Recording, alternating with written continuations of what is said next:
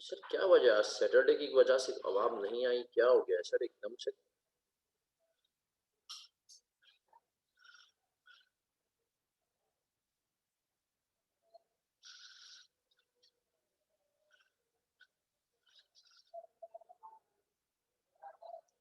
चलिए सर, इब्तिदा करेंगे, आज की क्लास की इब्तिदा करेंगे। और हमने कहा इब्तिदा करते हुए हम क्या करेंगे सर, सैटरडे नाइट आवाम एंजॉय कर लेंगे सर। सर आज की क्लास की इब्तिदा में हम ये पढ़ेंगे कि हम जो है अब तक जो हमने IFRS 15 पढ़ा था उसको रिवाइज करेंगे, फिर आगे बढ़ते हैं। सर यूट्यूब पे सुन रही है आवाम, सर आवाम बस यूट्यूब पे आज का लेक्चर आएगा, इसके बाद अगला लेक्चर आएगा, इसके बाद केएनएस के पोर्टल पे आएगा इंशाल्लाह।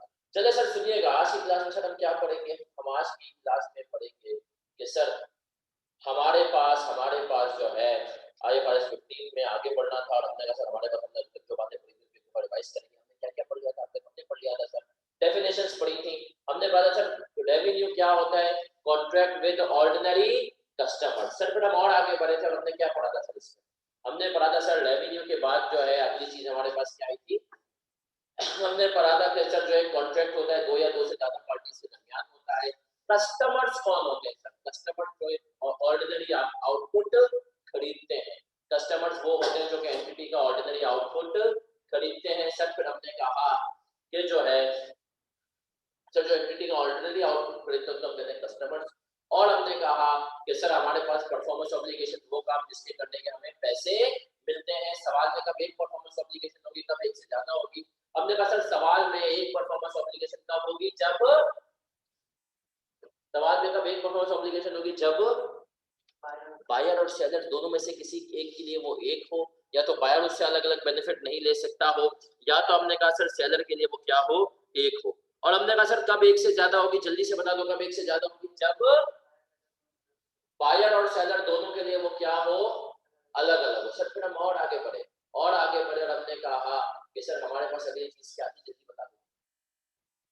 हमने पढ़ा था सर ट्रांजैक्शन प्राइस, वो पैसे जो कि आपको काम करने के मिलते हैं, वो पैसे आपको जो काम करने के मिलते हैं। फिर हम आगे बढ़े, फिर हमने कहा आगे बढ़ते हुए हमने क्या पढ़ा था सर, हमने सर आगे बढ़ते हुए पढ़ा था कॉन्ट्रैक्ट कब होता है, जब उसमें कितनी बातें हो, 5 बातें हो। सर वो 5 बातें क्या है, जल्दी बता दो।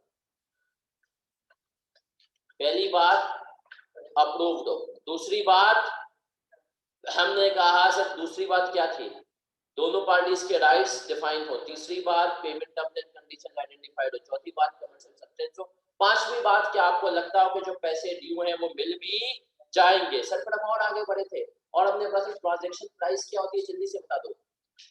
परफॉर्मेंस ऑब्लिगेशन की हमने शरारतें पढ़ी थी, डिफरेंट सही है सर, हमने वो देख लिया। और ट्रांजैक्शन प्राइस वो पैसे जो हमें मिलने हैं। आज की क्लास की इब्तिदा में सर हम क्या करेंगे, हम पढ़ेंगे ट्रांजैक्शन प्राइस।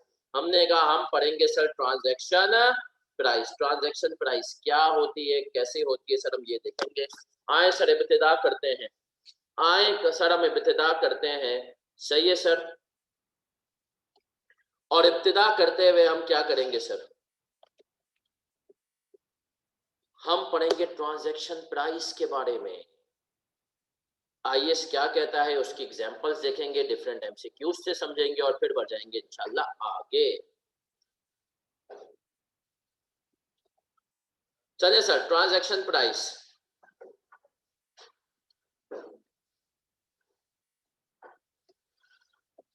आईएएस क्या कहता है ट्रांजैक्शन प्राइस के बारे में, आए देखते हैं।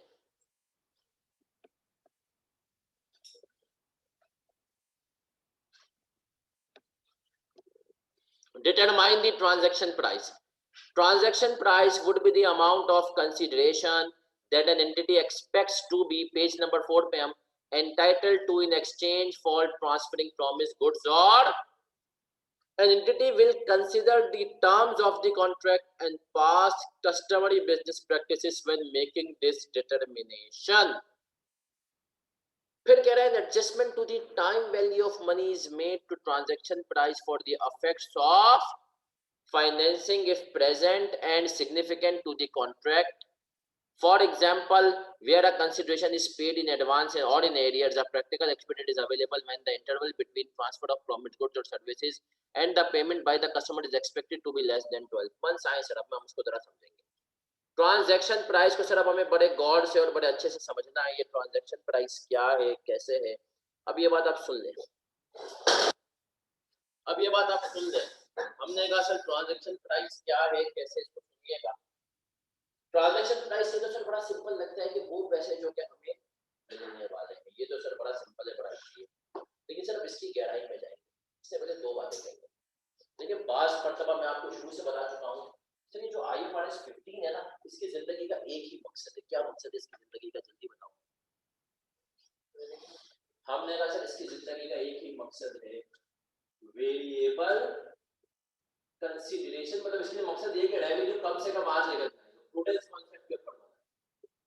अब हमने कहा सर IFRS 15 ने कहा दुनिया बड़ी रैपिडली चेंज हुई, आपको भी पता है, मुझे भी पता है सर। आज से 10 साल पहले, आज से 10 साल पहले, सही है सर, आप या मुझ में से किसने सर सोचा होगा कि सर दुनिया यूं चेंज होगी, दुनिया यूं चेंज होगी कि आपके पास घर बैठे फूड पांडा वाला आपके घर पे खाना पहुंचा देगा, है ना सर, 15 मिनट में कहीं से भी आपको ऑर्डर। शायद हमने 10 साल पहले ही सोचा, शायद सर अगर आप 90s में हो तो 90s के दौर में शायद हमने कहा कि सर ये प्रेडिक्ट करना बहुत मुश्किल होगा कि आप बगैर पैसे के किसी को कॉल कर पाएंगे 2020 में, और वो भी आप उसको देख पाएंगे सब कुछ।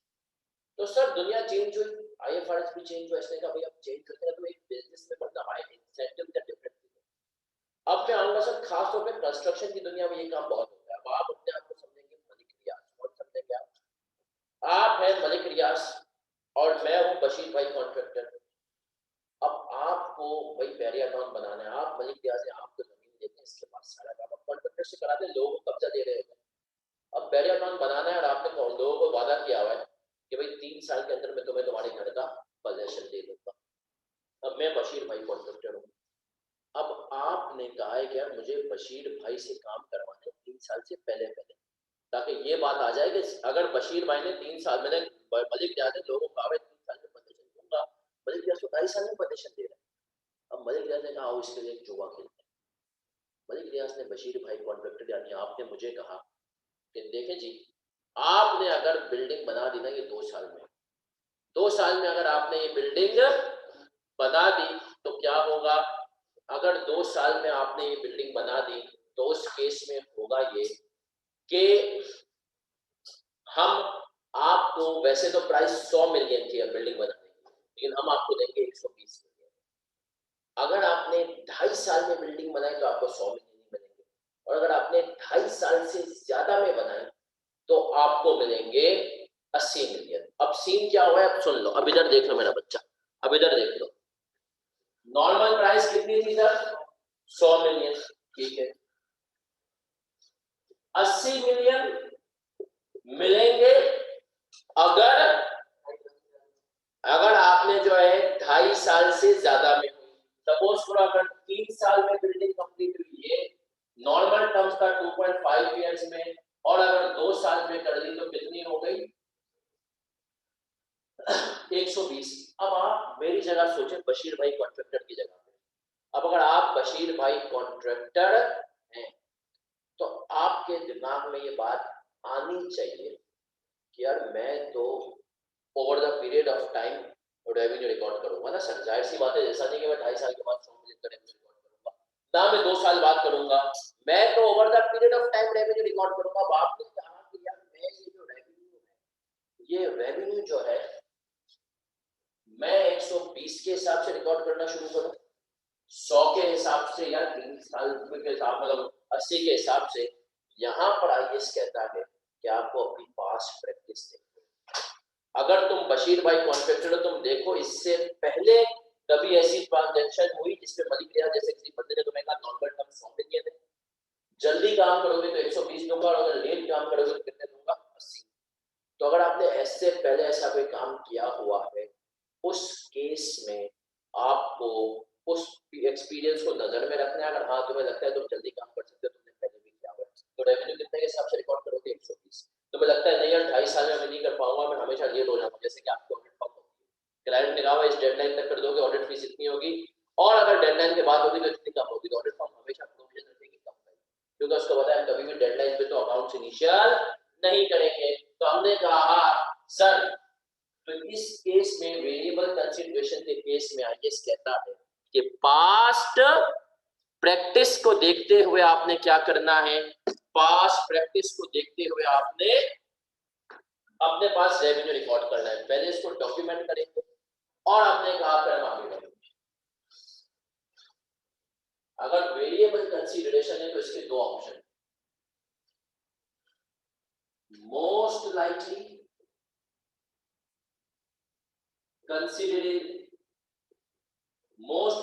कंसीडरिंग पास्ट प्रैक्टिस, पहला option.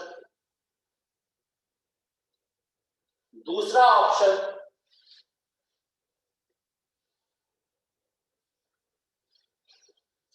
Expected value, that is weighted average.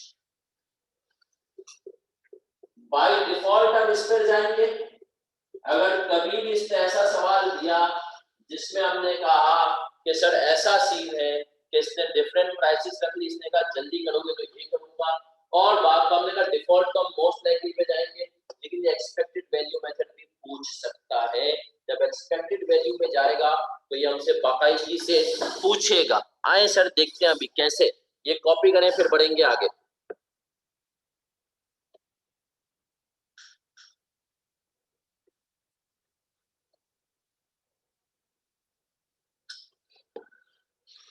जी बेटा इसमें पढ़ेंगे रेवेन्यू, अभी तो हम ट्रांजैक्शन प्राइस कर रहे हैं।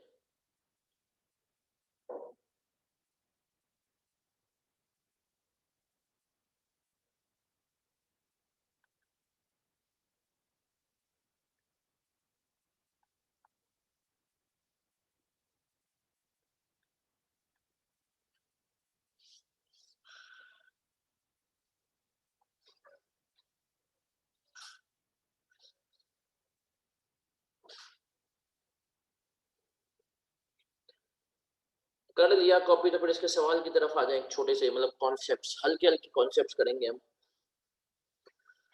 और कॉन्सेप्ट्स की मदद से सर चीजें याद रहनी। सर IFRS 15 अगर आपने इंशाल्लाह सही से समझ लिया तो आपकी बड़ी वर्थ है। क्यों वर्थ है सर? इसलिए वर्थ है क्योंकि प्रैक्टिकल लाइफ में आजकल इसकी सबसे ज्यादा इंपॉर्टेंस हो चुकी है। सही है सर।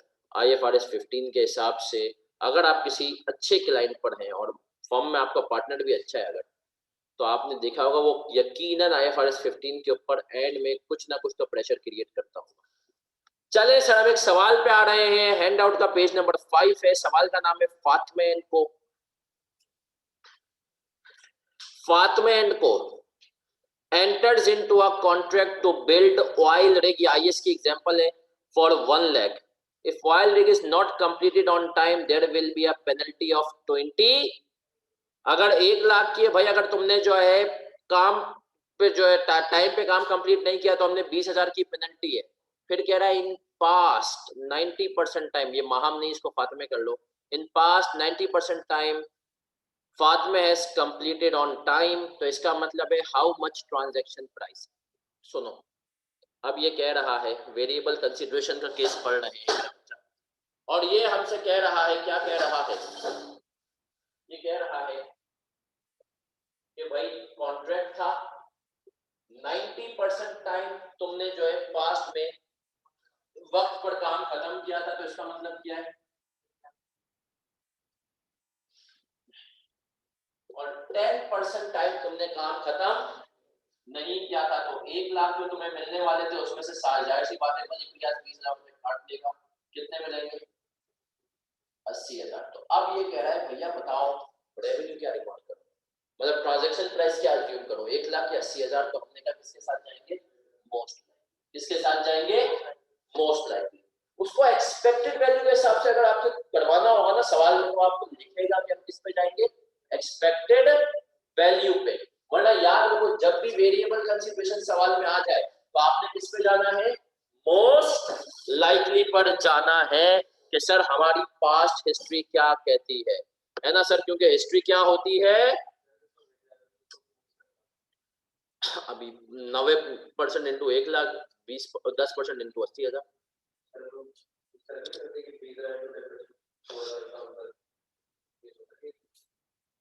पेनल्टी का ना तो 98 फिर भी आंसर आता, अभी वैसे भी आता, टेंशन ना ले। सही है सर। आए सर एक्सपेक्टेड वैल्यू का भी एक सवाल देखेंगे। ये तो सिंपल है, हमने कहा सर आए जल्दी जल्दी कॉन्सेप्ट इसके बनाने हैं, क्योंकि सर इसके कॉन्सेप्ट के लिए एमसीक्यूज की तरफ मैं आपको लेकर इसीलिए गया हूँ, वरना सर बड़े बच्चों को कहाँ लेकर जाते हैं एमसीक्यूज पर। लेकिन हमने कहा इसलिए लेकर गया हूँ ताकि आपके कॉन्सेप्ट बन जाए, क्योंकि एफआईआर 1 में तो आप लोगों ने किए नहीं होंगे ये एमसीक्यूज, है ना सर? या आपके जमाने से एफआईआर 1 में पता है आपको? ऑटम 19 के बाद या ऑटम 19 में तुम में से मेजॉरिटी ने अगर एफआईआर 1 दिया होगा तो ऑटम 19, तो उस टाइम पे तो जो है ये एमसीक्यूज नहीं थे। आए सर आए 34 पे आ जाए, एमसीक्यू नंबर 34। रामील का सवाल है सर, अगर हम पास्ट एक्सपीरियंस को देखें और अनयूजुअल सर प्रोजेक्ट डिले हो गया तो उसका क्या इम्पैक्ट होगा, वो सब देखेंगे, टेंशन ना ले, आहिस्ते आहिस्ते आगे बढ़ेंगे। फिर उसकी sir MCQ number 34 page number 27 है, page number 27 MCQ number 34, page number 27 है। A company enters into a construction contract to build a warehouse for a customer. The agreed price is rupees 20 million and the specified completion date is 31 October 2020. However, the contract provides that the company should receive an incentive payment of a further rupees 2 if the warehouse is completed before 30th June 2020. Similarly, the price will be reduced by rupees 2 million if the warehouse is not completed until after 31 December 2020. Company estimates that there is a 50% probability that the warehouse will be completed before 30th June 2020 and 80% probability that it will be completed by 31 October 2020 and 5% probability it will not be completed until 31 October 2020. What is the expected value of the transaction price for this contract? इसने कहा भैया मुझे बता दो expected value क्या होगी। अब sir हमने कहा 3 केसेस हैं, 20 मिलियन अगर आप 31 अक्टूबर को करते हो और अगर जो है आप 30 जून तक कर देते हो तो हमने कहा 2.5 एक्स्ट्रा मिलेंगे, और अगर आपने जो है 31 दिसंबर तक कंप्लीट नहीं किया तो 2 मिलियन हम आपके डिडक्ट कर लेंगे। सही है सर। तो आए सर हमने कहा यहाँ पर इसका मतलब है 3 डेट से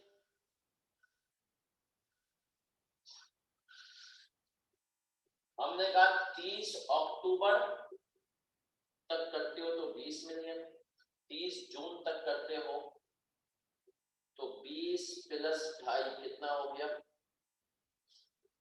22.5 मिलियन। और आखिरी केस क्या है सर, अगर आप 31 दिसंबर के बाद तक नहीं करते हो तो हमने कहा कितने 18 मिलियन। सही है सर। अब कितने परसेंट चांसेस है कि हम काम जो है 80%, तो आप इसको मल्टीप्लाई करेंगे 80% से, ये हो जाएगा 16 मिलियन, और 15% है क्या, तो ये कितना हो गया,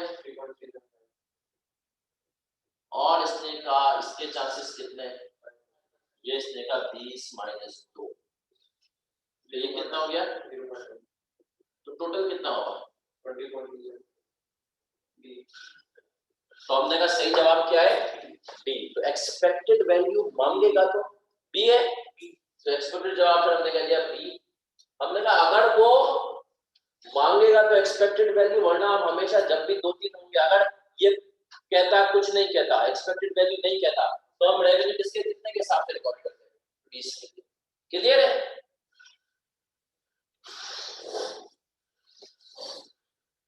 तो मेरा बच्चा याद रखें अब हमारे पास सिलेबस में डिफरेंट चीजें हैं।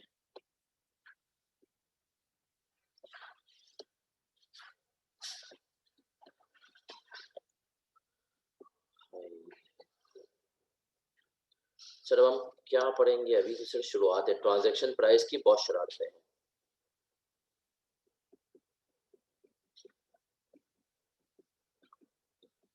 One of the sir most important IAS field, repeat कर रहा हूं मेरा बच्चा, पेपर के पॉइंट ऑफ व्यू से बच्चे से ये हैंडल होने में मुश्किल होती है बच्चों। पूरा IFRS 15 सर, ऑल 63 एग्जांपल्स। चले सर, हमने कहा सर ये एग्जांपल तो हो गई, अब आगे आते हैं। और मैं आपको इसने कुछ टाइम वैल्यू का भी जिक्र किया था, टाइम वैल्यू ऑफ मनी का भी जिक्र किया था। मैं आपको एक और एग्जांपल अभी करवाने लगा हूं मेरा बच्चा। और टाइम वैल्यू ऑफ मनी तो आप बचपन से पढ़ चुके हैं ना सर। क्या मतलब टाइम वैल्यू ऑफ मनी का कॉन्सेप्ट आपने कहाँ पढ़ा है बचपन में? क्यूटी में पढ़ा था। और सर बड़े होके थोड़ी बड़ी एग्जांपल जो मतलब तुमने सर कहीं और भी टाइम वैल्यू ऑफ मनी का कॉन्सेप्ट पढ़ा है और बहुत अच्छे से पढ़ा है। हाँ सर, लीज क्या है? और लीज में मैन्युफैक्चरर और डीलर लेसर, अगर आपको याद हो, याद है कि नहीं याद है? चलें सर, अब हम आगे आते हैं और अब आपको एक एमसीक्यू और करवाएंगे, उसी से एमसीक्यू से इंशाल्लाह आपकी बेस बनेगी। तो सर चले आ जाए MCQ number 17 page number 23। MCQ number 17 page number 23। नहीं तो सर इसकी बाकी एग्जांपल्स अगर आप देखेंगे ना, पीछे मैंने डाली हुई है 50, वो तो लिखी हुई खाली एग्जांपल है। MCQ number 17 page number 23। Card Limited sold a large number of vehicle spare parts to a new customer for rupees 10 million. On 1 July 2017, the customer paid rupees 9,90,000 upfront and agreed to pay the remaining balance on 1 July 2018। Sir आपने कहा 1 जुलाई 2017 में उसने एक payment की, बाकी payment का कितने time बाद करूंगा? 1 साल के बाद। क्या कह रहा है? CL has a cost of capital of कितने परसेंट? 6%। हमने कहा भाई 6% की इसकी कॉस्ट ऑफ कैपिटल है, ठीक है जी, बढ़िया हो गया। फिर क्या कह रहा है? हाउ मच शुड इनिशियली मतलब 1 जुलाई 17 को भी recorded in revenue in respect of sale of vehicle spare parts in the statement of profit और लॉस। तो इसने कहा statement of profit and loss में हम क्या करेंगे सर, जल्दी बता दो कितना रेवेन्यू रिकॉर्ड होगा आज? चलो जी शुरू हो जाओ।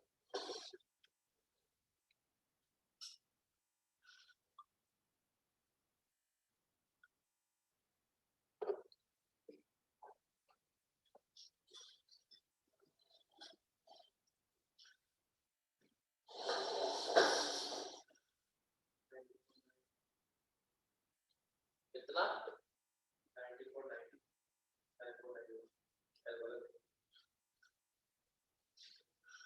चले जी, जवाब नहीं है। कितना रेवेन्यू रिकॉर्ड होगा?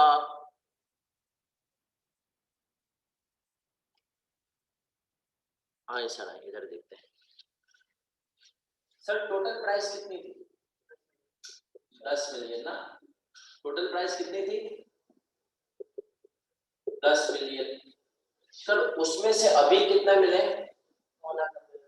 0.99 मिलियन, ऐसा ही है। तो हमने कहा 9.01 मिलियन फ्यूचर में मिलेंगे। कब मिलेंगे? 1 साल के बाद। तो आपने कहा सर अगर ये 1 साल के बाद मिलेंगे तो रेवेन्यू में हमारे पास दो चीजें आ जाएंगी। एक तो हमने कहा कैश पेमेंट 0.99 मिलियन, और दूसरा आपने कहा रिसीवेबल। लेकिन रिसीवेबल को हमने टाइम वैल्यू ऑफ मनी से यही कहा कि भाई अगर एक आदमी, हमने पढ़ा होगा ना मैन्युफैक्चर डीलर लेसन में भी, बचपन में भी, एक आदमी अगर आज कैश पे माल दे रहा है और दूसरा आदमी उधार पर दे रहा है, तो हम क्या करते हैं सर, जो उधार वाला होता है उसमें कैश वाला बराबर। तो हमें याद होगा, और नहीं भी तो अभी आ जाएगा जब हम लीज पढ़ाएंगे। जो उधार वाला होता है उसके केस में हम क्या करते हैं, हम प्रेजेंट वैल्यू के ऊपर उसको लेकर के आ रहे होते थे और बट वही कॉन्सेप्ट है यहाँ पर सर। पर इसने कहा जो उधार वाला पोर्शन है उसको तुम आज 10 मिलियन का रेवेन्यू रिकॉर्ड नहीं कर देते। इसने कहा सिंपल ये भाई 9.01 मिलियन डिवाइडेड बाय 1 प्लस 6%, एक साल के क्रेडिट पे दे रहा है, कितना हो गया?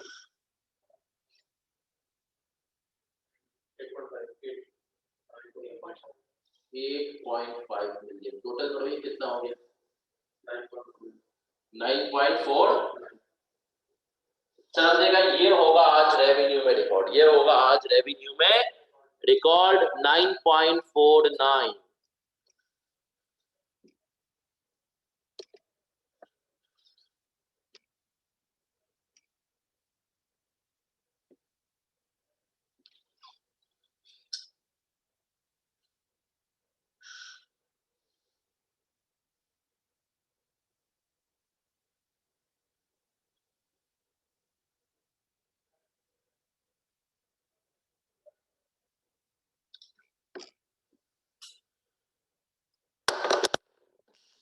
अभी क्लियर सर यहाँ तक?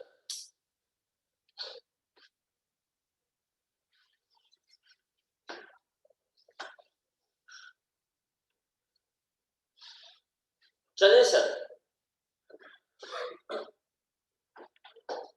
आगे बढ़ेंगे, और आगे बढ़ते हुए हमने कहा सर अब कुछ और भी करेंगे। वो क्या है? हमने कहा सर क्या ये जरूरी है, क्या ये जरूरी है कि पेमेंट कैश में की जाए हमेशा? नहीं सर, जरूरी तो नहीं है। हमने कहा पेमेंट जो है वो अदर देन कैश भी हो सकती है। आपने सुना होगा सर आजकल की दुनिया, आपके पास पूरे स्टैंडर्ड है जो हम इंशाल्लाह पढ़ेंगे, IFRS 2 शेयर बेस्ड पेमेंट्स। आपने सर देखा होगा आजकल की जो दुनिया है ना, उसके अंदर कैश के अलावा बहुत काम होता है। मतलब और स्टार्टअप्स तो आपने सुना होगा, खासतौर पर जब गूगल की स्टोरी सुनी, अली बाबा की सुनी, उन्होंने स्टार्टअप शुरू किया, पैसे नहीं थे, उन्होंने क्या किया, अपने जो है एम्प्लॉइज को बोला भाई शेयर्स दे। सर्विस के अगेंस्ट वो क्या कर रहे थे, शेयर्स दे रहे थे। इसी तरीके से हमने कहा वेंडर्स के साथ भी उनके यही मामला थे शुरू शुरू में, भैया हम तुमसे काम तो करवा लेते हैं लेकिन हम तुम्हें क्या देंगे, शेयर्स देंगे। अब आप समझेंगे, आप हैं बशीर भाई कॉन्ट्रैक्टर, मैं कौन हूँ, मलिक रियाज। अब आप बना रहे मेरे लिए बिल्डिंग, मैंने कहा भैया बिल्डिंग बना दी, बहुत अच्छा, पैसे नहीं है। तो मलिक रियाज ने कहा एक काम ये करो, बैरिया टाउन प्राइवेट लिमिटेड के भी आपको शेयर्स दे दूंगा। अब वो जो आपको शेयर्स दे रहा है, समझ में आता है सही है सर, रेवेन्यू हमारा किसके बदले में रिकॉर्ड होगा, शेयर्स। अब एंट्री तो मैं समझाऊंगा, मेरा यहाँ पर एक आपसे एक मासूमाना सवाल है जिसको हम कहते हैं non cash consideration. Non cash consideration अभी हम पढ़ रहे हैं।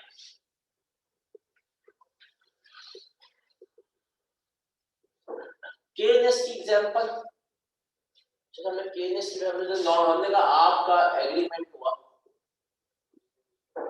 सपोज करें किसी भी बंदे से 1 जनवरी 2020 को आपका एग्रीमेंट हुआ, उस बंदे को आपने कहा मैं आपको ये 10,000 मार्कर दूंगा, ठीक है 10,000 मार्कर दे दे। उस बंदे यार 10,000 मार्करों के बदले में मैं तुझे अपने 10,000 शेयर, सही है सर? अब हमने कहा एग्रीमेंट 1 जनवरी को हुआ, मार्कर की डिलीवरी हुई 25 जनवरी को, सही है? जिस दिन एग्रीमेंट हुआ, आप एग्रीमेंट करने गए थे, आपने कहा 10,000 शेयर्स की, जब उसने मुझे बात किया कैलकुलेटर निकाला, करके कैलकुलेट किया, और इसने कहा एक शेयर उस दिन चल रहा था 28 रुपए का, ये कितना हो गया सर, 28,000।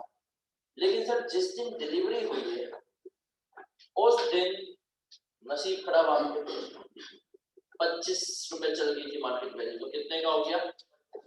अब आईएएस कह रहा है भैया 28 पर रिकॉर्ड करोगे या 25 पर, रेवेन्यू किस पर रिकॉर्ड करोगे? ट्रांजैक्शन प्राइस तुम्हारी क्या हो गया, 28 या 25? नॉर्मली कब रिकॉर्ड होने चाहिए? हमें ऑर्डर मिला है या हम डिलीवरी दे रहे हैं? हम तो सेलर है सर, हम तो सेलर है, तुम मार्कर वाले हो, तुम मार्कर वाले हो, तुमने कहा तुम, हम तो सर पूरा आईएएस सेलर के पॉइंट ऑफ व्यू से पढ़ लेना। आप मार्कर वाले हैं और आपने कहा कि भैया सामने वाली पार्टी ने आपको कहा कि भैया 10,000 मार्कर दें, आपको 10,000 अपने शेयर देंगे। 28 रुपए जिस दिन एग्रीमेंट करने गए आपको उसको कैलकुलेट किया, आपको 28,000 रुपए मिलेंगे, 28,000 के शेयर्स मिलेंगे। लेकिन सर 25 दिनों में 3 रुपए वैल्यू गिर गई, अब आपने कहा 25 रुपए के मुझे बताओ तुम रेवेन्यू 28 के हिसाब से रिकॉर्ड करोगे 25? सब बताएंगे सर, सब बताएंगे, 28 या 25?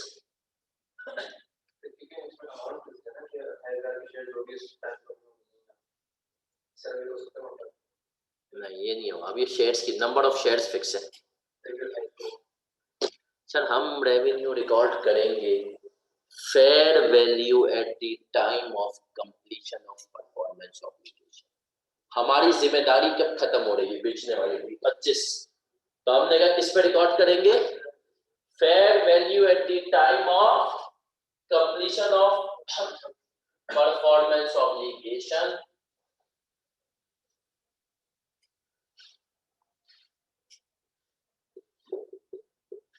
at the time of completion of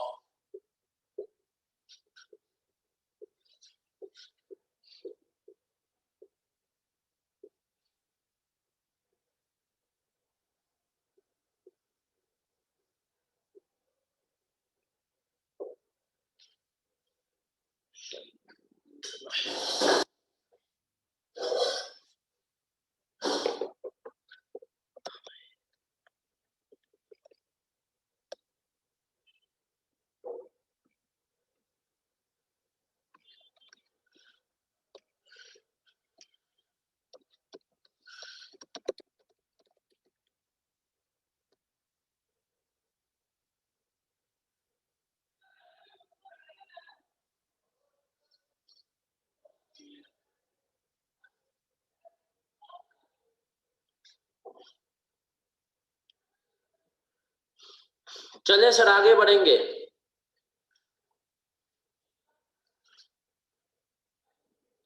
और सर इसकी एग्जाम्पल करेंगे आईएएस की, मतलब कुछ एग्जाम्पल्स आईएएस की हमने आसान कर ली और कुछ हमने कहा सर आसान नहीं है।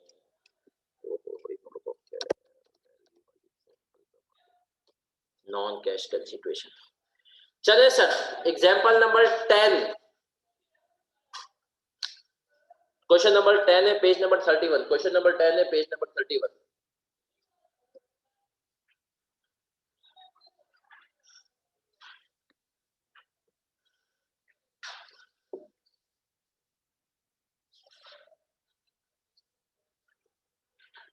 जल्दी से इसकी एंट्री बना दें।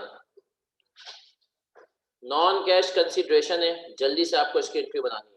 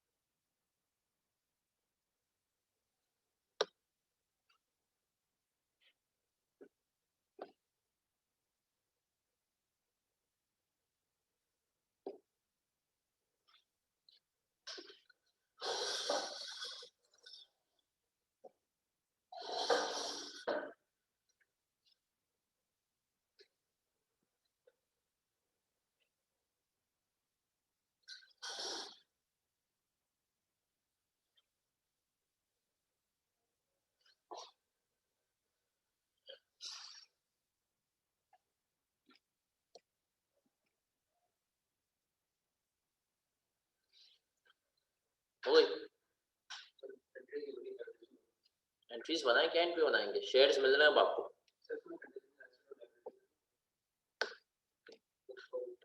सिंपल है सर, मुझे तो शेयर्स मिल रहे हैं ना। नहीं,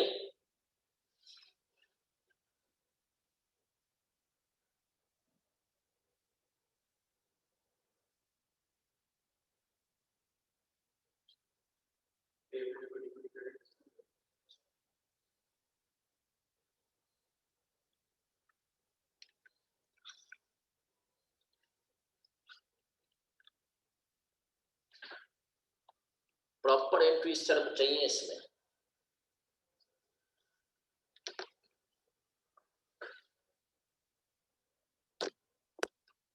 चले सर बढ़ू क्या आगे, पेपर में सवाल आ जाता तो हम कर लेते ना सर, इजी सवाल था।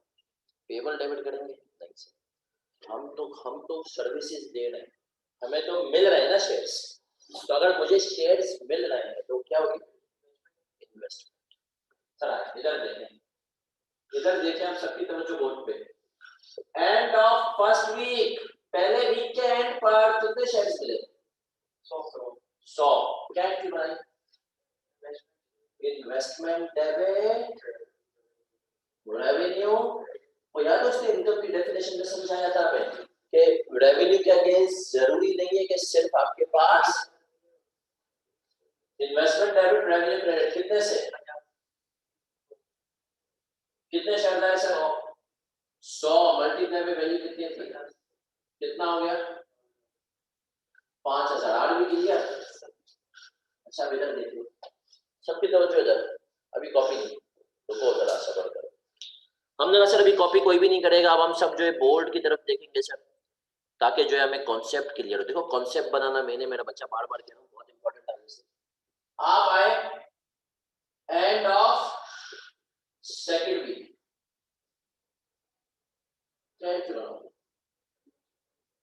उस वीक जितने शेयर्स मिले हैं ना सर कितने मिले इन्वेस्टमेंट डेबिट रेवेन्यू किस हिसाब से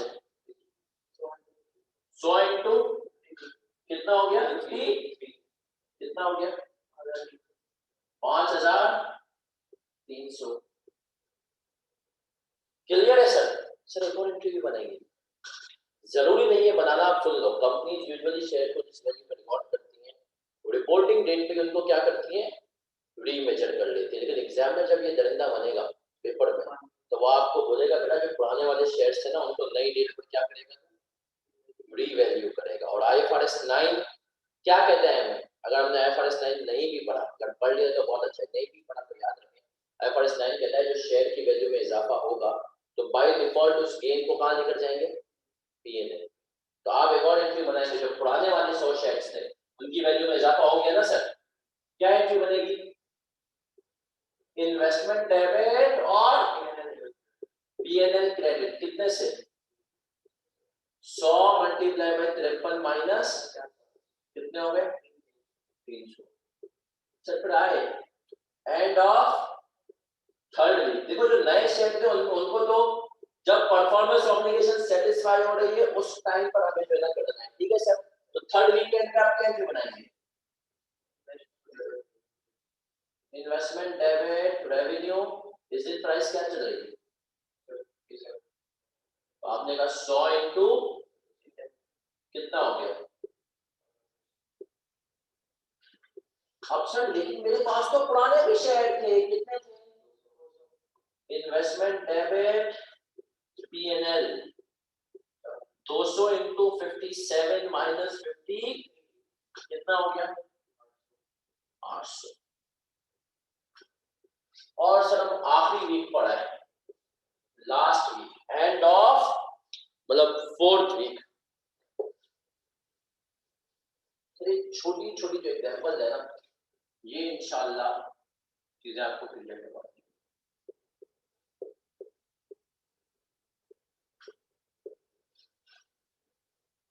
सर हमने कहा 100 यहाँ पे भी मिलेंगे इन्वेस्टमेंट डेबिट रेवेन्यू क्रेडिट कितने से 100 इंटू 50 5800। और हमने कहा सर पुराने कितने यूनिट्स थे शेयर्स थे मतलब इन्वेस्टमेंट डेबिट कितने से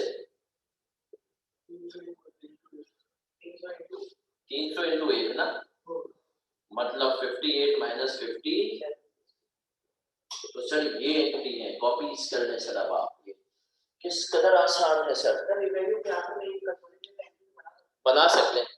मैंने कहा ना जब एग्जामिनर ये हरकत करेगा ना तो वो उम्मीद करेगा कि आप हर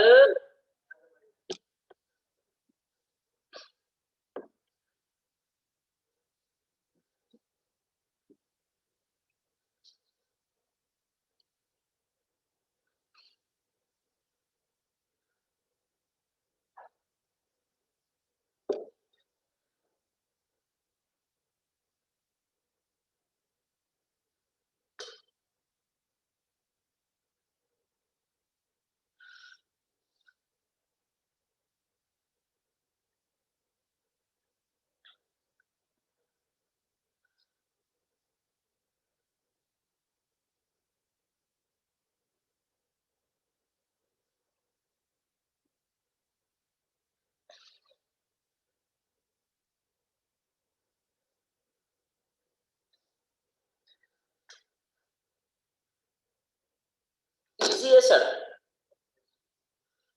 बिल्कुल बेसिक एग्जांपल जब देखेंगे अभी इंशाल्लाह करेंगे तो आप बोलेंगे सर पूरा IFRS 15 कवर हो गया। फिर आए एक साथ एक सवाल में देखते हैं सर इसमें शरारतें, इसमें छोटी-छोटी एग्जांपल आपके ना 63 एग्जांपल है, 63 एग्जांपल्स।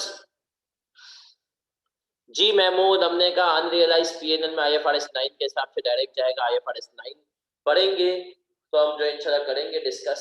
वरना सर अगर आपने अगर IFRS 9 नहीं भी पढ़ा हो टेंशन ना लें, जो अभी पिछले ऑटम 19 से IFRS 9 जो है FAR 2 के सिलेबस में शामिल हो चुका है। तो FAR 2 में बच्चा पढ़ के आता है कि fair value gain equity method में कहा जाता है पीएनएल। कितनी ऐसी फर्म्स हैं जो आईकेएफ की फीस रजिस्ट्रेशन फीस बच्चों से डिडक्ट कर रही है? वही है, कंफर्म कर लेंगे कितने एक साथ ये एक साथ नहीं तुमसे यार, ये तो हमारे टाइम पे या तो ये फीस होगी नहीं, ये तो आईकेएफ ने अपना रेवेन्यू कमाया है और आईकेएफ ने कहा किस पे डालना हो, बच्चों पे डाल दो।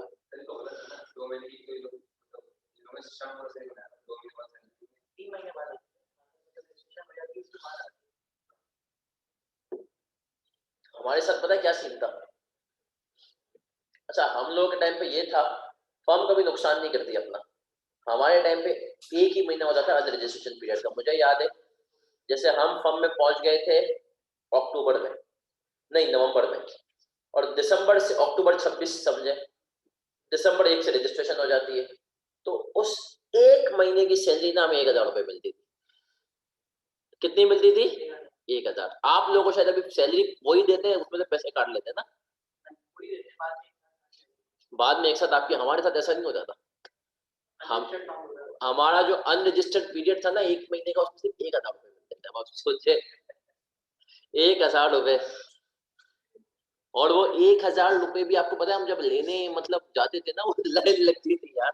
अब मुझे नहीं पता क्या पहले सेक्स अकाउंट्स डिपार्टमेंट अब कैसे बैंक में आ जाते डायरेक्ट एक साथ में। अच्छा, हमें कैश देते थे जो पहली वाली होती थी ना 1000 रुपए। अब हम मतलब अल्लाह माफ करे अकाउंट डिपार्टमेंट में सारे खड़े में लाइन लगा के। सही है सर, मतलब एक खुशी भी होती थी कि चलो भाई पहली दफा कुछ मिल रहा है। लेकिन और मुझे याद है कि अच्छा वो प्रोरेट भी करते, फर्म ईमानदार बड़ी होती है, तो एक महीना और 4 दिन थे ना, तो 4 दिनों के प्रोरेट करके कुछ चिल्लर भी मिला था। हाँ।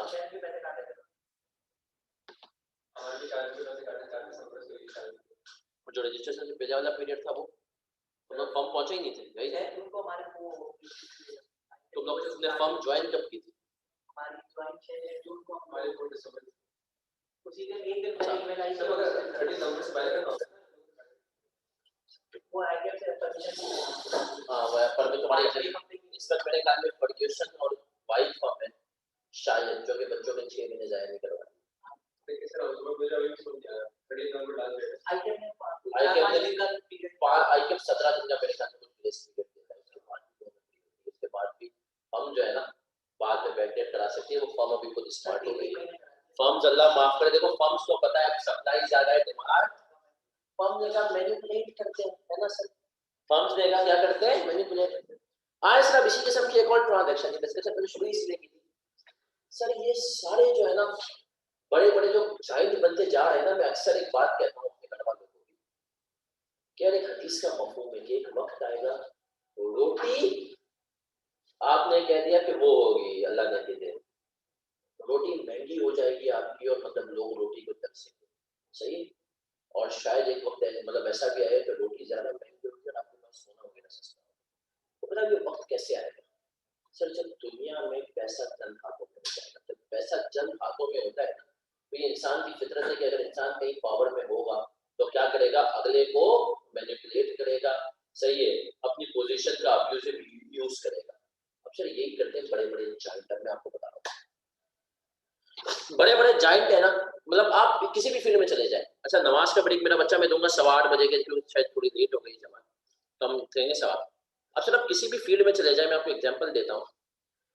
मेरा एक दोस्त है, उसके अब्बा है कॉन्सुलेट में, बांग्लादेश की कॉन्सुलेट में उसके अब्बा है। अब उसके अब्बा बस एक दफा मतलब मुझे बड़े भाषण दे रहे हैं, मतलब भाषण मुझे नहीं मतलब लोगों को पर वो सुना रहा था कि ला यार मतलब यहाँ पर तो रिश्वत और इस किस्म की 2 नंबरियां चीज ये वे सब चलती है। मेरा बहुत जिगरी दोस्त है। मैंने कहा अच्छा, मैं तो तेरे पास मोबाइल है, ये कहाँ से आया? बोलते अब्बू के दोस्त ने दिया। मैंने कहा वो जो ये मतलब अक्सर उसके पास पैंट्स भी आए, अब्बू के दोस्त ने दी, फलानी चीजें अब्बू के दोस्त ने दी। मैंने कहा कभी सोचा तेरे बाप के दोस्त इतनी चीजें क्यों देते हैं? मैंने कहा मतलब क्यों? क्योंकि वो सारे बिजनेसमैन हैं, उनको बांग्लादेश का वीजा चाहिए होता है, तेरा बाप वीजे लगवा के देता है, मतलब वो अपने ऑफिशियल उसमें देते हैं, सही है? तभी तो वो देते। तेरे अब्बा को बोल दे एक दफे में से किसी का वीजा रिजेक्ट कर दे, उसके बाद गिफ्ट लेके बता दे उससे। वो खुद बोलते हैं यार कभी कोई मोबाइल वोबाइल चाहिए होता है ना, तो मैं अब्बू को वैसे ही कहता हूँ कि यार अब्बू कोई दोस्त को काम करवाना जिसके मोबाइल की दुकान है, उसका मोबाइल का काम हो, सही है? बोला यार तो मुझे क्या मिल जाए? क्योंकि यार ये तो मैंने कहा भाई ये क्या चीज है, ये इंसेंटिव ही है इस तरह से तेरा अब्बा काम करवा के दे रहे इंसेंटिव। बोलता है यार तू तो मुझे शर्मिंदा कर रहा है। फिर एक दफा मुझे कहने लगा कि जो है यार वो ये पता नहीं लोग मेरिट सिस्टम नहीं है, कॉपी पे चले जाते हैं, ये बड़ा बहुत अच्छा दोस्त है, मतलब मेरी सारी चीजें उसको बता दो। मैंने कहा तेरे भाई की भी जॉब हुई है ना एक जगह पे? बोलते हैं कैसे हुई है? अब्बा ने सोच लगा चीज सही है। मैंने कहा भाई तू खुद वो काम करता है, कोई चीज को गाली या थोड़ा बंदा काम नहीं करे या तो गालियां ना दे भाई। तो हमने कहा सर ये चीजें अब आई हैं जो बड़े बड़े जगह है इतिहास वगैरह भाई यूनिवर्सिटी में रह चुका हूं, देखा ये उस टाइप से इतिहास का मेट्रो वगैरह उस टाइप के बड़े थे, मेट्रो मेट्रो। अब हमने कहा यार ये लोग क्या करते थे कि ये लोग जो है ना यूनिलीवर वगैरह कंपनीज को डायरेक्टली नहीं बट इनडायरेक्टली डिस्ट्रीब्यूटर के थ्रू ब्लैकमेल करते थे। वो कहते थे यार यूनिलीवर को बोलो हम इससे इतना माल खरीद रहे हैं, तो यार कम से कम हमें मार्केटिंग के लिए पैसे चाहिए होते हैं, कुछ पैसे नहीं देना है। अच्छा एक काम उनको ये बोलो, यूनिलीवर को बोलो कि यार मेट्रो की ये जो अपनी सफारी पार्क में जो मेट्रो है ना, इसमें पेंटिंग करवा दे, मतलब कलर करवा दे, सारा काम करवा दे। तो सर अब IFRS 15 ने कहा यार ये धंधा है कि कोई अगर आपसे माल खरीदता है और इस किस्म का रिटेल बिजनेस खास तौर पे और उसकी रिटेल सेल्स बहुत ज्यादा होती है ना, तो वो आपको मतलब ये नहीं कहता कि भाई मुझे उससे माल खरीद रहा हूँ तो बढ़िया है और चल बहुत अच्छा किया और बस थैंक यू यार टाइम पे काम माल दे दो। बोलते मैं तुम्हारी इतनी सेल्स करवा रहा हूँ ना, तो यार तुम जो है मुझे कुछ इंसेंटिव भी तो दो, मुझे कुछ पैसे दो, मुझे मतलब कोई एसेट खरीद कर दे दो, कुछ बिजनेस के लिए करो। मतलब मेट्रो ने कहा भाई इम्तियाज, ओ इम्तियाज ने कहा मिलीनियर तुम्हारी इतनी सेल्स बिकवा रहा हूँ मैं, लोग बॉन्ड्स भी खरीद रहे हैं, फेयर एंड लवली भी खरीद रहे हैं और सर्फ एक्सेल और ब्लू बैंड तो चलता ही है, भाई मुझे कुछ चाहिए। यूनिलीवर का क्या चाहिए?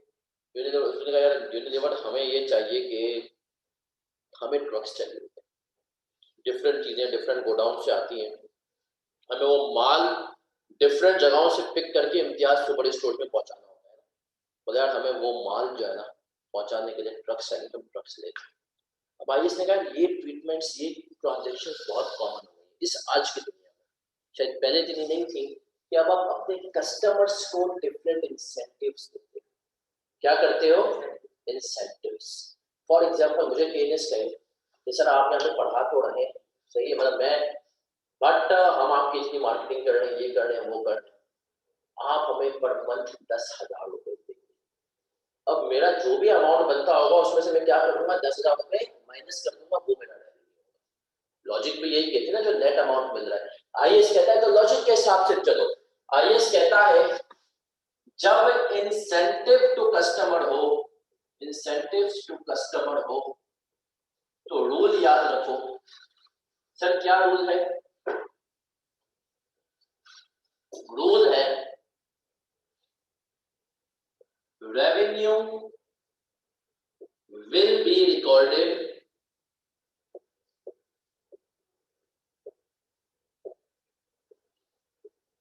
net of incentive।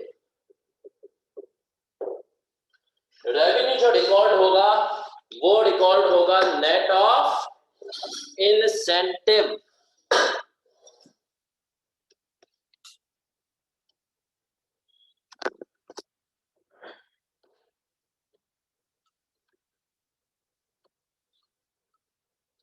सर ये हमेशा होगा? यस सर, रेवेन्यू रिकॉर्ड होगा net of incentive.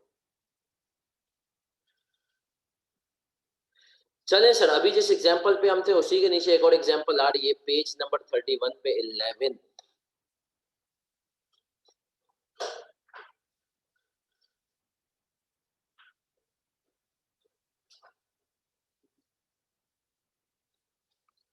Page number 11 पे आ जाए, entity that manufactures consumer goods enters into a 1-year contract to sell goods to a customer that is large global chain of retail stores. Customer commits to buy at least 15 million of products during the year. Customer ने कहा मैं तो आपसे वादा करता हूँ 15 million तक के आपको मैं गुड्स खरीदूंगा। इम्तियाज यूनिलीवर को कह रहा है 15 मिलियन खरीद goods. The contract also requires the entity to make a non-refundable payment of 1.5 million to the customer at the inception of the 1.5 million payment will compensate the customer for changes it need to make to its shelving to accommodate the entity's product. During the first month, entity sold goods worth rupees 2 million to the customer. Sir क्या कह रहा है ये? हमने कहा 1.5 million की payment आपको करनी थी और एंटिटी ने कितने का वो किया सर? 2 मिलियन की। हमने कहा हमको आपको एक इमीडिएट पेमेंट करनी, मतलब 1.5 मिलियन की तो आपको पेमेंट करनी थी और आपको जो है ये रिकॉर्ड करना था। अब सर हमने कहा आए इसकी तरफ आते हैं।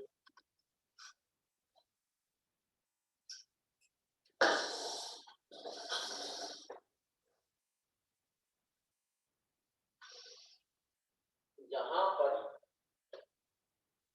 रेवेन्यू कितना होगा सर? अभी हमें ये निकालना है। उसने कहा एक साल में आपसे गुड्स में कितने की खरीदूंगा? 15 मिलियन के, और हम उसके ऊपर आपको इंसेंटिव कितना दे रहे हैं? हम उसके ऊपर आपको इंसेंटिव कितना दे रहे हैं? 1.5 मिलियन का। हमने कहा रेवेन्यू आपका क्या रिकॉर्ड होना चाहिए? Net of incentive. तो हमने कहा कमिटमेंट कितने की थी? कमिटेड रेवेन्यू 15 मिलियन और इंसेंटिव कितने का था सर? 1.5 मिलियन का। तो आईएएस ने कहा नेट रेवेन्यू कितना है? 13.5 मिलियन। तुम्हारा नेट रेवेन्यू अब तुम्हें पूरे साल में कितना रिकॉर्ड करना है? अब इसने कहा बात करते हैं फर्स्ट मंथ।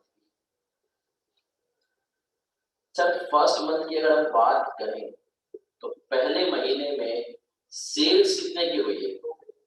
2 मिलियन। लेकिन इसने कहा तुम रेवेन्यू पूरा 2 मिलियन का रिकॉर्ड नहीं करोगे। तुमने कहा जो 2 मिलियन की सेल्स हुई है इसमें से कमिटमेंट कितने की थी? मतलब जो है इंसेंटिव कितना दे रहे हो? 1.5 मिलियन। टोटल सेल्स कितनी होनी थी? तो तुम देखा जाए तो इसका जो ये 10% है ये तो तुम काटोगे। नेट अमाउंट तुम्हारा रेवेन्यू है, बाकी अमाउंट क्या होगा?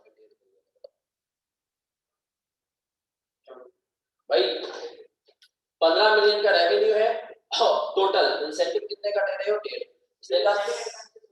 सब्सटेंस के लिहाज से 13.5 मिलियन का तुम्हारा क्या होना चाहिए? रेवेन्यू होना चाहिए।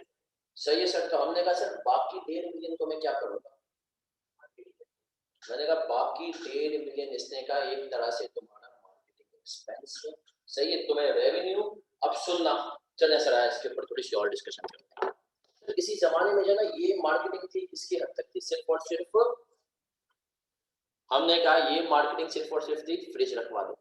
आपने देखा होगा आज भी आप जाए तो यूनिलीवर के क्या कहते हैं वॉल्स के आपको डीप फ्रीजर नजर आते हैं। सही शॉप्स पे क्या आप भी फ्रिज रखवा दो।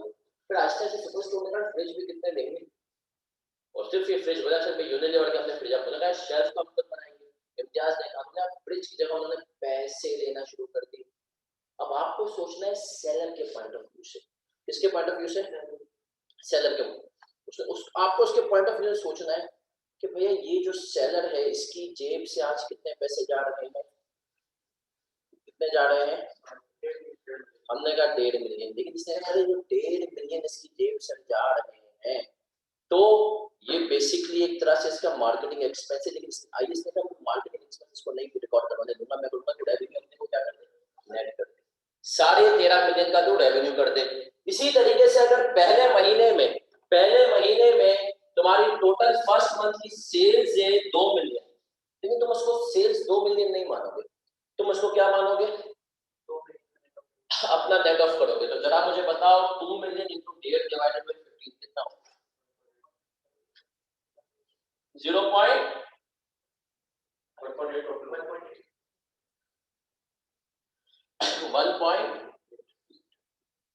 तो हमने कहा नहीं सर 1.5 मिलियन, तो हमने कहा 0.2 आएगा नहीं, ये 0.2 आ गया इंसेंटिव के हिस्से का, और आपने कहा टोटल रेवेन्यू 2 था, ये कितना हो गया 1.8 मिलियन। आए सर इसको जर्नलाइज करते हैं।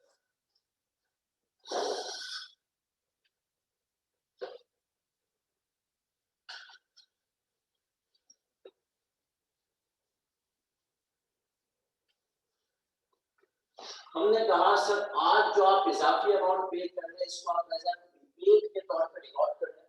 1.5 मिलियन आज आप 1.5 मिलियन पे कर रहे हो ना, जगह प्रीपेड डेबिट करो और बैंक को क्या करो, प्रीपेड या कोई भी ऐसे 1.5 मिलियन। सही है सर। अब इधर देखें, या आपने इंसेप्शन ऑफ कॉन्ट्रैक्ट पर रिकॉर्ड कर लिया।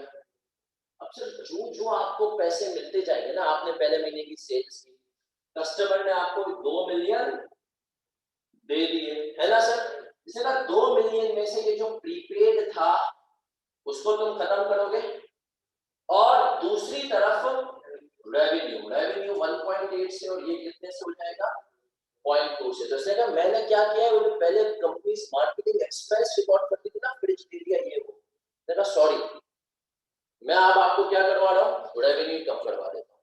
तो इसने कहा आपको दूसरे उसमें क्या कर देता है, अफेक्टिवली रेवेन्यू अपना क्या कर देता है, कम कर देना है। मैं रेवेन्यू आपका कम करवा दूंगा, उसको बढ़ावा नहीं दिखाऊंगा। सर इसके पीछे की लॉजिक क्या है? लॉजिक सर कंपनी का साइज जो मेजर किया जाता है ना, वो रेवेन्यू के हिसाब से किया जाता है, ऐसा ही है। और कंपनी को हमने कहा भाई तुम्हारा साइज रेवेन्यू के हिसाब से किया जाता है, तो अगर तुमने एक तरफ एक्सपेंस रिकॉर्ड किया और उस एक्सपेंस के बदले में रेवेन्यू अपना बढ़ा दिया ना, तो तुम्हारी स्टॉक वैल्यूएशन और काफी चीजों मार्केट वैल्यूएशन काफी चीजों पर इम्पैक्ट करेगा।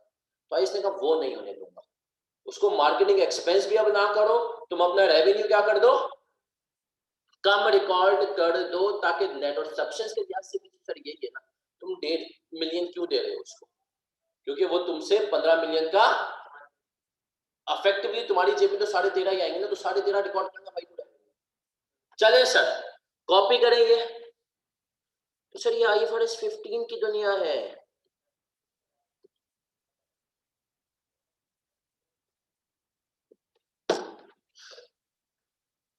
तुम में से अगर कोई FMCG के ऑडिट स्कोर, दूसरे इन चीजों को इवेल्युएट करना,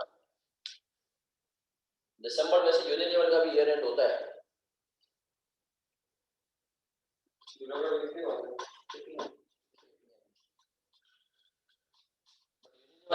यूनिलीवर चारों फर्म्स में एंगेज रखता है।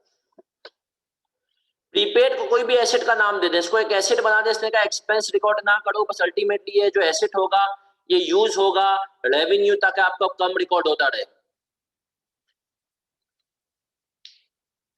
सर इफेक्टिवली ये आप डिस्काउंट तो नहीं करेंगे, डिस्काउंट तो वो होता है जो मुफ्तखोरी में हो, आप तो यहाँ पे पैसे दे रहे हैं मुकद्दस, समझा, मेरी जेब से पैसे जा रहे हैं भाई, तो मैं इसको डिस्काउंट क्यों कहूंगा।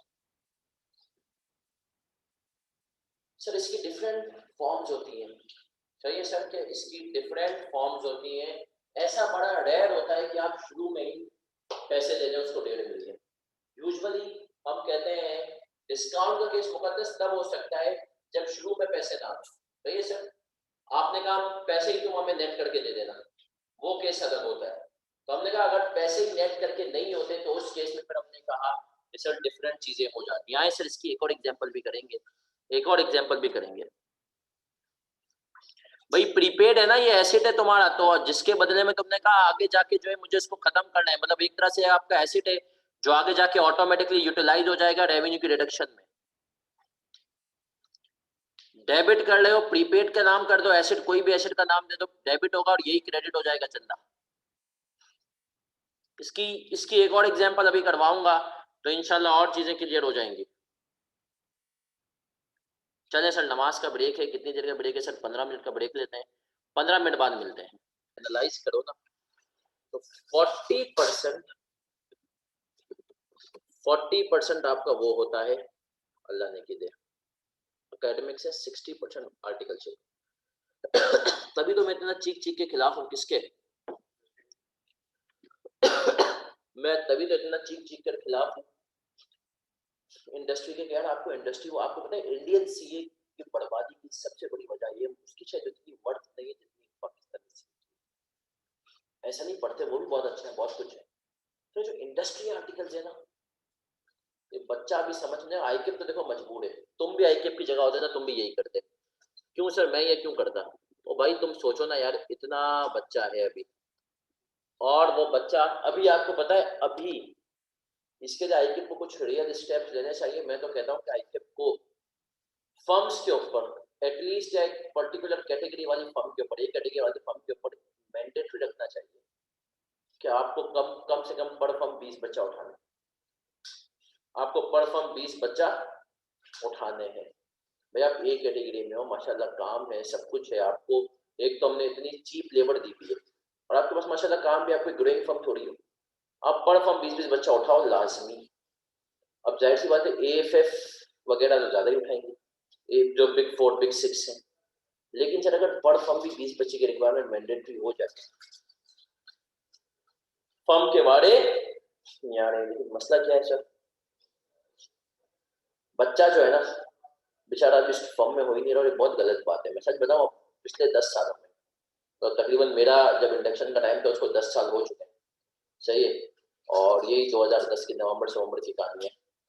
तब आप, और मतलब 10 से भी ज्यादा, तो उस टाइम पे अगर आप फर्स्ट अटेम्प्ट में कैप हो ना, तो आप यकीन माने हम तो आपके लिए कोई मसला ही नहीं है, सही है सर, तो आपके लिए फर्म तो मसला ही नहीं है। अगर आपको इंडस्ट्री में कितना टाइम हो चुका है, मतलब वो अगर आपने कैप फर्स्ट अटेम्प्ट में निकाले, मतलब बड़े आराम से 2010 की बात है, आपको मेरे पास, मैंने डिलाइट से इंटरव्यू देने नहीं गया था, कितना चौड़े में चल रहा था, एएफएफ में गया, केपीएमजी, हालांकि मेरा 2 साल में हुआ नॉर्मल, एएफएफ में गया, केपीएमजी में गया, दोनों में हो गया, ईवाई में नहीं हुआ, ईवाई में भी गया था, ईवाई में फर्स्ट इंटरव्यू, उसके बाद बोला टाटा बाय बाय, सही है सर, तो ईवाई वालों ने मुझे रिजेक्ट किया, एएफएफ केपीएमजी में हो गया था, फिर डिलाइट एएफएफ में मेरा पहले हुआ, फिर भी मैं गया था केपीएमजी, ऐसा केपीएमजी में गया, उन्होंने कहा सबसे पहले चीज पूछा कि आप एएफएफ में हो गया, मैंने कहा जी हो गया, झूठ क्यों बोले भाई, उन्होंने मुझसे सवाल पूछे, उन्होंने यार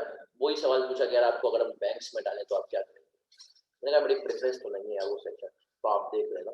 और आप सोचे मैं इतना चौड़े में गया था ना, एएफएफ के टेस्ट में प्रॉपर मैंने तैयारी की, केपीएमजी के लिए मैंने तैयारी भी नहीं की थी। उसने पूछा अजर्शंस बताओ, ऑडिट अजर्शंस, अब बोला ना यार मैं उसको हाफ फर्टिलिटी बता रहा हूँ क्योंकि मुझे पता था एएफएफ में तो हो गया, पर मैं चाहता था केपीएमजी में भी हो, वजह ये थी कि यार माहौल चुना था एएफएफ का बहुत गंदा है, और आज तक वो मेरे ख्याल में परंपरा कायम है, सही है सर, तो मुझे था एएफएफ का माहौल बहुत गंदा है, केपीएमजी में भाई चिल पार्टी सीन है। तो मैंने जो है ना अपने दोस्तों से मशवरा कर, वाकई में मुझे मेरे 2 दोस्त थे, तो मैं अक्सर कहता हूँ, उन्होंने मुझे बताया, मतलब बताते थे वो, यार हम वॉशरूम में जाके रो चुके हैं, मतलब फॉर्म में नहीं होता कि आपका पीएसए में कि आपको यार सीनियर होता था, आपकी उससे सलाम दुआ हो जाती है कहीं नमाज में, कहीं पट्टी पे, कहीं टेबल टेनिस पे, अब वो पहुंच गए थे उधर एएफएफ, और हम जो है अभी आप ही अपना मॉड्यूल डी दे रहे थे, हमसे सीनियर थे 6 महीने, दो को मैंने रब्ता किया, दोनों एएफएफ में और दोनों उसी सेक्शन में जिसमें मैं गया, दोनों ने बोला यार हम तो रो गए, सेक्शन भी बोला हम तो रो गए अब तक यार, और जो है ना वॉशरूम में जाके एक ने तो कहा भाई सीन ऐसा है कि यार मैं 3:30 बजे रोज आ रहा था, वो यूनिलेवर का कोई असाइनमेंट चल रहा था, जो कहते थे सेक्शन बी में काला पानी था, वो कोई पेमेंट वेरिफिकेशन वाला असाइनमेंट था वो, बोला यार मैं यकीन मान 3:30 बजे आता हूँ, अब तो मेरे बिल्डिंग के गार्ड ने कहते हैं भाई तू चाबी पकड़, वो रोज आता है आधी रात को और मेरी नींद खराब करता है, बोलते यार फिर उसमें कुछ हल्की सी, जॉब इंचार्ज को एकदम सुन था, हल्की सी गलती हो जाए उस बेचारे के ऊपर पार्टनर का प्रेशर होता है, वो सुना दे, बोला मैं वॉशरूम में जाके रोया, दूसरे दोस्त से पूछा, उसने भी ये क्या वॉशरूम में, तो वॉशरूम में जाके क्यों रो दिया भाई, बाहर रो, मैं डर गया। फिर मैंने मेरे एक और दोस्त का, उसी दोस्त का भाई जो यूनिलेवर के काले पानी असाइनमेंट था उसका भाई केपीएमजी था, मैंने उसको फोन किया, मैंने यार आप मुझे बताएं एफएफ में ऐसा है क्या कि लोग वॉशरूम में जा जाके रो रहे हैं, उन्होंने कहा देखो यार कुछ भी है, केपीएमजी का माहौल इज वे बेटर, उन्होंने कहा यार देखो चिल पार्टी सीन तो है, chill party seen in the sense कि यार मतलब होता है नॉर्मल, कुछ एक दो पार्टनर्स पागल हैं, उन्होंने क्या बोला मुझसे ये, लेकिन उनका ये कहना था कि यार मतलब उन्होंने मुझे मशवरा दिया कि गो फॉर ए, वरना मेरा मूड हो गया था, मैंने कहा अगर कल को किसी सीनियर ने कुछ सुना दी तो मतलब मैं उसको उल्टा ना सुना दूं। तो याद रखना मेरा बच्चा, एक चीज यहाँ पर छोटी सी टिप है, आप जिस भी फॉर्म में हो, बास मर्तबा सीनियर आपको सुना देगा, नाजायज सुनाएगा, मैनेजर आपको नाजायज सुनाएगा, मतलब अल्लाह की खातिर माफ कर देना, क्योंकि आपको नहीं पता कि यार उसके ऊपर शायद जो ना बेचारे के ऊपर से बड़ा गंदा प्रेशर होता है पार्टनर की तरफ से, और वो प्रेशर को मैनेज नहीं कर पाता। हर इंसान मैनेज है, लेकिन यही टाइम है, देखो शुरू का इस वक्त जो तुम लोग होंगे ना, सबके ऑब्जर्वेशन में होंगे, तुमसे रिलेटेड जो जिन बच्चों की अभी अभी आर्टिकल्स लगी है, तुमसे रिलेटेड लोगों का फर्म में परसेप्शन बन रहा होगा, यार ये बच्चा सुभान बहुत अच्छा है, उमर बहुत अच्छा है, सही है, या सुभान क्लास के लिए ड्रामेबाजी बहुत करता है, सही है, उमर नहीं करता, या सुभान का काम बहुत अच्छा था जब फाइनल रिव्यू हुआ, उमर का काम इतना। तो ये फर्म में सीनियर्स के दरमियान बातचीत होती है। अब आप जब देखेंगे, जब आपका जो अगला क्लाइंट होगा ना, तो अगर आपने अपने सीनियर को, जॉब इंचार्ज को इम्प्रेस कर दिया होगा ना, तो अगले क्लाइंट में आपको अपने साथ लेकर जाएगा, उसको पता होगा यार ये बच्चा काम कर लेगा। और अगर आपको इसकी हटानी होगी ना, सही, आप जैसे, भाई क्या होता है, अब तुम सबने ये काम शायद कर लिया होगा, पहले क्लाइंट पे किसी भी फर्म में हो, तो यूजुअली, मैं हालांकि इसका थोड़ा सा खिलाफ हूँ, लेकिन ये काम होता है कि जो जूनियर को फूड ऑर्डरिंग करनी होती है ना सर, फूड ऑर्डरिंग करनी होती है, आप फूड ऑर्डरिंग कर रहे हैं, सही है, तो ये चीजें चेक की जाती हैं, और अगर खुदा ना खासा कोई ऑर्डरिंग में मसला हो जाए, तो फिर उस पर आपको सुनाई जाती है, रैगिंग होती है, मतलब अलग तरीके की यहाँ पे रैगिंग होती है। और असल पार्टी तो शुरू होती है लेट सिटिंग में, जब आप क्लाइंट पर हो, और मतलब असल पार्टी तब शुरू होती है जब टीम में बैठी हुई खवातीन चली जाए, मतलब उस टाइम पर जो है ना, सीनियर के अंदर का दरिद्र सामने आता है, सही है सर। और आपने कहा सर, फिर उस टाइम पे जो उसके जोक शुरू होते जो होते, सही ना, तो मैंने 2 लेट सिटिंग की है जिंदगी में, एक अटक सीमेंट पे लेट सिटिंग की, और आप समझे कि वो जो लेट सिटिंग थी, उस लेट सिटिंग से मैं मतलब आई वॉज नॉट हैप्पी। दूसरी मैंने लेट सिटिंग की है डीएचएल पे, अब डीएचएल बनानी है नहीं है फर्म के पास, आप सर वो डीएचएल पे मैंने लेट सिटिंग की है, नहीं मेरा तो असाइनमेंट ही अलग था। हाँ, मैं डीएचएल के उस पे था, और आप यकीन माने 4 महीने की लेट सिटिंग थी, संडे भी मैं 10-10 बजे घर पे आया हूँ सर। वो जो 4 महीने की लेट सिटिंग थी, मैं कहता हूँ मेरा फर्म क्या बेहतरीन पीरियड था, क्योंकि जॉब इंचार्ज तगड़ा था, पार्टनर्स की नजर में उसका इमेज बना हुआ था, फोन आता फर्म से कि यार ये चीज करवा दो, अब्दुल कादिर ये करवा दो, हाँ बोलते बॉस करवा दूंगा, कोई टेंशन थोड़ी है, सही है। तो वो जॉब इंचार्ज, अगर आप भी, मैं चाहता हूँ ऐसे ही जॉब इंचार्ज बने, जो कि क्या हो, तगड़े हो, आप प्रेशर अगर आए भी ना, आप प्रेशर खुद एब्जॉर्ब करें, नीचे ट्रांसफर ना करें मासूमों पर। आए सर, आगे बढ़ेंगे सर, अगली एग्जाम्पल करेंगे, और ये एग्जाम्पल भी आप समझे इंसेंटिव के ऊपर ये, लेकिन ये एग्जाम्पल थोड़ी सी चेंज है। क्या एग्जाम्पल है, मैं आपको एग्जाम्पल नंबर 21 करवाने लगा हूं, पेज नंबर 34 पर। एग्जाम्पल नंबर 21, पेज नंबर, चले सर, क्या कह रहा है ये हमसे, an entity enters into a contract with a customer on 1 October 2018 to sell product A for rupees 100 per unit. If customer purchases more than 1000 units of product A in 2000, in next 12 months the contract specifies that the price per unit is retrospectively reduced to rupees 90 per unit. ठीक है जी, by the end of by the year 31 दिसंबर 2018 क्या कह रहा है, the entity sells 75 units of product A to the customer. Entity estimates that the customer purchases will not exceed the 100 units threshold qualified for volume discount. By the half year ended 30 June 2019, the entity customer acquires another company and the entity sells an additional 500 units of product A to the customer. In the light of the new fact, the entity estimates that the customer's purchases will exceed the 1000 units thresholds. क्या कह रहा है ये, अब सुनिएगा, ये कह रहा है पूरे ट्रांजैक्शन, अगर हमने कस्टमर को इंसेंटिव दिया, हमने कहा भैया अगर तूने हमसे 1000 से कम तक या 1000 तक यूनिट्स खरीदे तो तेरे लिए एक यूनिट कितने का है? 100 रुपए का। लेकिन अगर तूने हमसे 1000 से ज्यादा यूनिट्स खरीदी तो एक यूनिट कितने का है? 90 रुपए का। अब ये हमसे पूछ रहा है बताओ मुझे, हमने कहा क्या पूछ रहा है, क्या बताऊं उसको? अब ये हमसे पूछ रहा है कि मुझे बताओ कि मतलब जो है आप क्या क्या एंट्रीज बनाओगे। सबसे पहले तो मुझे एक बात ये बताओ, मैं आपसे सवाल पूछूंगा जब हम सवाल शुरू करते हैं, सर ये भी क्या इस किस्म का कोई प्रैक्टिकल डिस्काउंट प्रैक्टिकल लाइफ में ऐसा होता है? क्या आपने कभी सुना है ऐसा डिस्काउंट कोई ट्रांजैक्शन किसी का? नहीं, ये ट्रेड डिस्काउंट तो नहीं। हाँ बल्क है, बट इसकी नेचर वो नहीं है सर। बल्क डिस्काउंट का होता है ना, बल्क आपने खरीदा तो इसी तरीके से कर देंगे, लेकिन ये थोड़ा सा हटके है सर। ये ट्रेड डिस्काउंट तो वन शॉट होता है ना। तो हमने कहा ये तो क्या है भाई, हमने कॉन्ट्रैक्ट कर लिया और 12 महीने का एक तरह से इंसेंटिव टारगेट दे रहे हैं उसको, कस्टमर को, कि तू अगर इतने यूनिट्स खरीद कर बेच देता है तो हम तुझे डिस्काउंट देंगे वरना नहीं देंगे। सर ये कमीशन की तरह भी हो सकता है। अब मैं आऊंगा कमीशन से थोड़ा सा हट के आए सर। हमने एग्रीमेंट कब किया है? 1 अक्टूबर को ना सर। सवाल को सबने देखना है, हमने एग्रीमेंट कब किया मेरा बच्चा? 1 अक्टूबर को। सही है। 100 रुपए के हिसाब से, और हमने कहा 1000 यूनिट तक खरीदते, उससे ज्यादा खरीदोगे तो कितनी हो जाएगी? 90 पर यूनिट। अब बड़े गौर से सुनना, अब बड़े गौर से सुनना। 31 दिसंबर का आ गया हमारा ईयर है। 31 दिसंबर का आ गया ईयर एंड। सबकी तवज्जो इधर। हमने एंट्री क्या बनाई? सूदीदारा डेबिट, बैंक डेबिट और रेवेन्यू। कितने यूनिट्स बेचे थे हमने? 75 मल्टीप्लाई बाय कितना हो गया? 7500। ठीक है सर। ईयर एंड हो गया। ईयर एंड पे रेवेन्यू कितना चला गया? 7500।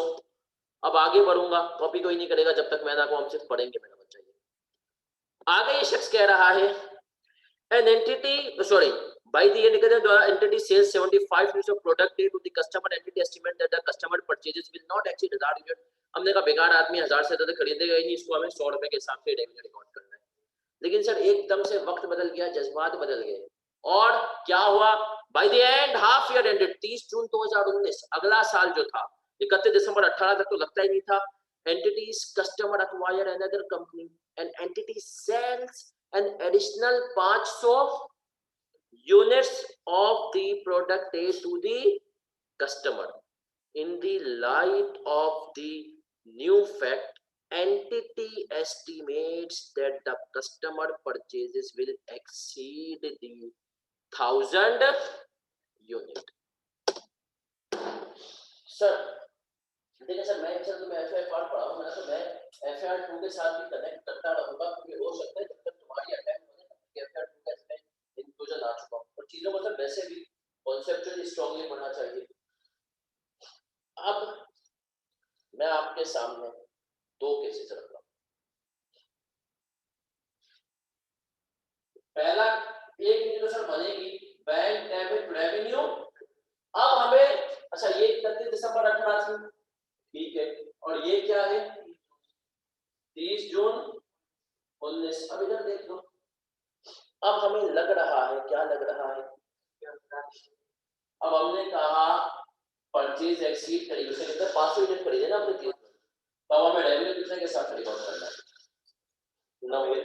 कितना हो गया? 4.5 45,000। तो हमने कहा ये हो गया 45,000। अब इधर देखो, इधर देखो प्लीज, प्लीज इधर देख लो सर, ये तो मुझे समझ में आ गया। अब इधर देखो सर, जो पिछले यूनिट थे 100 के हिसाब से तुमने उनका रेवेन्यू रिकॉर्ड कर लिया है। जबकि सवाल को अगर तुम गौर से पढ़ो तो ये शख्स हमसे क्या कह रहा है? ये शख्स हमसे कह रहा है कि रेट्रोस्पेक्टिवली प्राइस रिड्यूस कर देंगे तुम्हारे लिए 90 रुपए की। क्या कर देंगे? रेट्रोस्पेक्टिवली प्राइस रिड्यूस कर देंगे तुम्हारे लिए 90 रुपए की। अब मेरा एक मासूमाना आपसे सवाल, क्या सवाल है सर? मैं अब आपके सामने दो ऑप्शन रखूंगा, आपको बताना है कौन सी सही है। सर ये जो 100 यूनिट्स पिछले थे ना और 75 यूनिट्स पिछले थे, इनकी प्राइस को भी मुझे लाना है कितने पे? 90 पे। आपके सामने ऑप्शन 1 है रेवेन्यू को डेबिट करूं इस साल के और पेबल टू कस्टमर। अच्छा सुनना, मैं आपको बताऊंगा पेबल टू कस्टमर, क्योंकि पिछली दफा वाले तो हमें देख चुका। अच्छा एक और चीज यहाँ पर मैं बात नहीं, कस्टमर ने अभी आपको पूरे पैसे दिए 50,000 के हिसाब से दिए, सही है सर?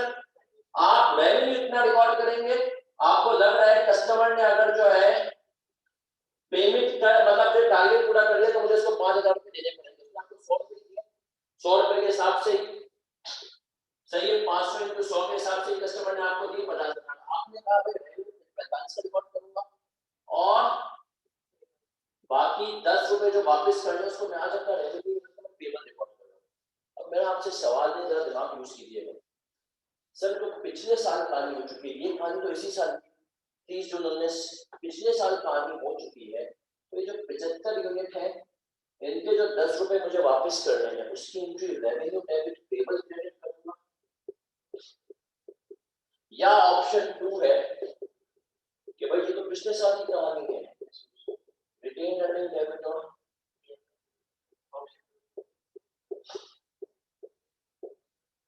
कितने लोग कह रहे हैं ऑप्शन 1 और कितने लोग कह रहे हैं ऑप्शन 2?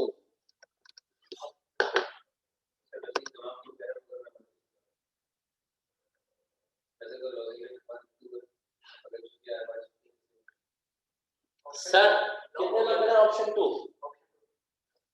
कितने लोग कह रहे हैं ऑप्शन 1? ऑप्शन 2 ऑप्शन 2 ऑप्शन 2, माशाल्लाह माशाल्लाह, ये तो सिखाना है मुझे आप लोग। सर दुनिया जिंदगी किसकी मोहताज है? अंदाजों की। किसकी मोहताज है?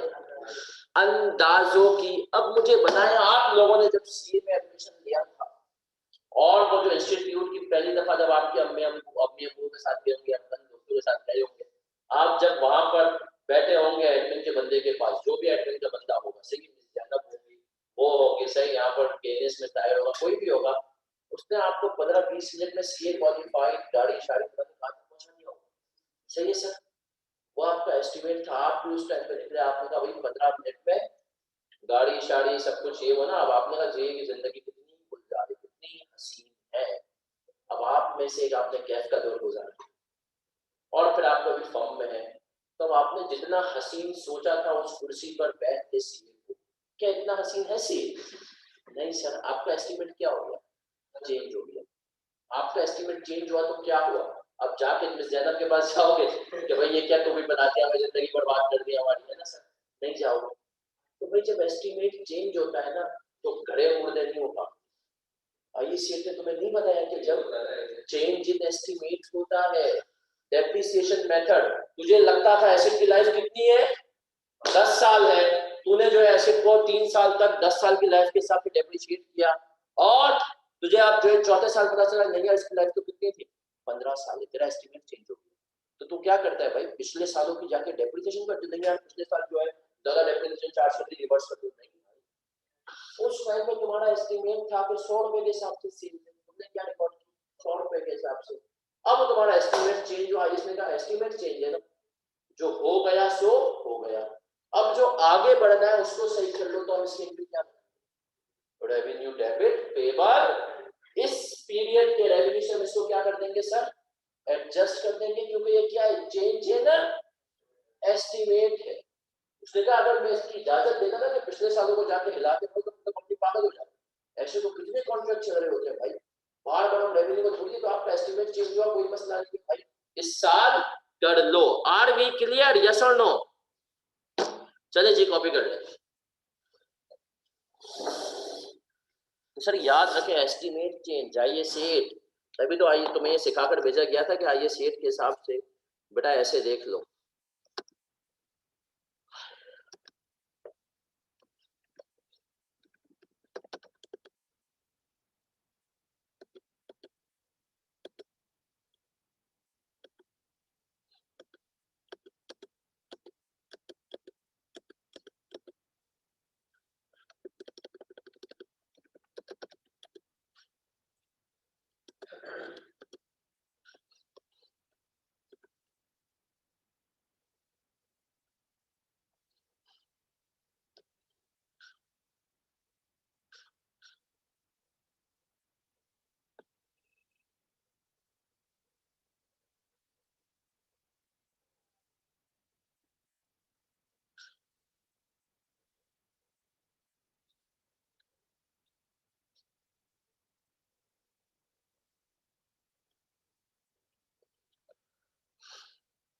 सर ये एक बड़ा अच्छा मैं आपको एक तरीका भी पासिंग तरीका भी मतलब पासिंग रिवीजन तरीका बहुत सारे बच्चे फॉलो भी करते होंगे, कुछ नहीं करते होंगे।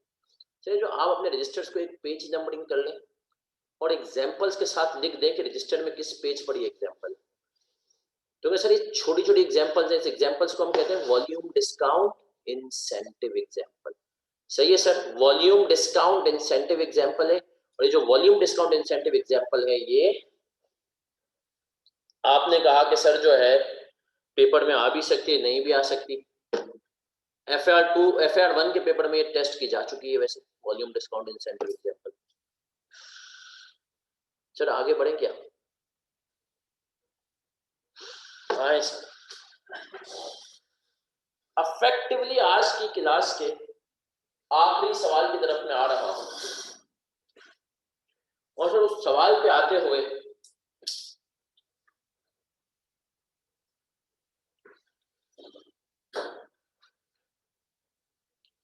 मैं क्या कर रहा हूं। सर आपको मैंने शुरू में एक बात बताई थी कि IAS 18 जो था ना उसके साथ कुछ मसाइल थे। क्या मसाइल थे सर? ये सारे इंसेंटिव तो कस्टमर के अंदर ही आ रहे थे, वॉल्यूम डिस्काउंट वगैरह, फंड लायबिलिटी की जो है ना एक तरह से उसी का हिस्सा कह लें, और उसी में आपको एग्जांपल इसके साथ ही बनती है। सर मैंने बोला पिछले IAS 18 में एक मसला था। क्या मसला था सर? बहुत सारे वैसे जो मसले थे, इन्होंने सेल्स रिटर्न जो है ना, अगर आपने पिछली वीडियो देखी हो या पिछला क्लास दी हो, तो सेल्स रिटर्न जो है ना वो सेल्स रिटर्न रिकॉर्ड हो जाती थी, उसके अगेंस्ट की कॉस्ट को एडजस्ट नहीं कर पाती है ना सर। लेकिन हमारे पास आ गया IFRS 15। IFRS 15 ने कहा भैया ऐसे नहीं चलेगा। IFRS 15 ने कहा सेल्स रिटर्न अगर रिकॉर्ड कर रहे हो तो उसके अगेंस्ट आपको अपने पास कोई ऐसी चीज रिकॉर्ड करने की कॉस्ट उसकी हो जाए नलीफाई। तो इस एग्जांपल को हम कहते हैं sale with a right to return या रिफंड लाइबिलिटी की एग्जांपल भी कह सकते हैं। ये एग्जांपल आज की क्लास की आखिरी क्लास को आखिरी जो एग्जांपल होगी। और सर क्या एग्जांपल यहाँ पढ़ते हैं अभी बता रहा हूँ। सर एग्जांपल नंबर है हमारे पास 33।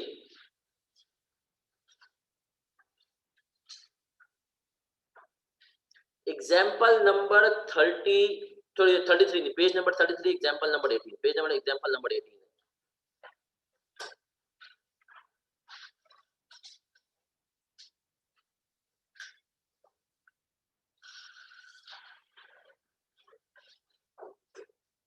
On 8 January 2014, a vendor, a retailer sells 100 identical goods to different at a sale price of rupees 100 total. हमने कहा 100 गुड्स बेच रहे हैं डिफरेंट कस्टमर्स को, टोटल सेल प्राइस कितनी है 100। ठीक है sir. The cost of each good is rupees 60। एक गुड्स की कॉस्ट कितनी है sir? Customer have a right to return the good for a period of 30 days from the original purchase in return for a full refund। ठीक है sir. Based on substantial historic experience and future, the vendor estimates that 3 of the goods will be returned.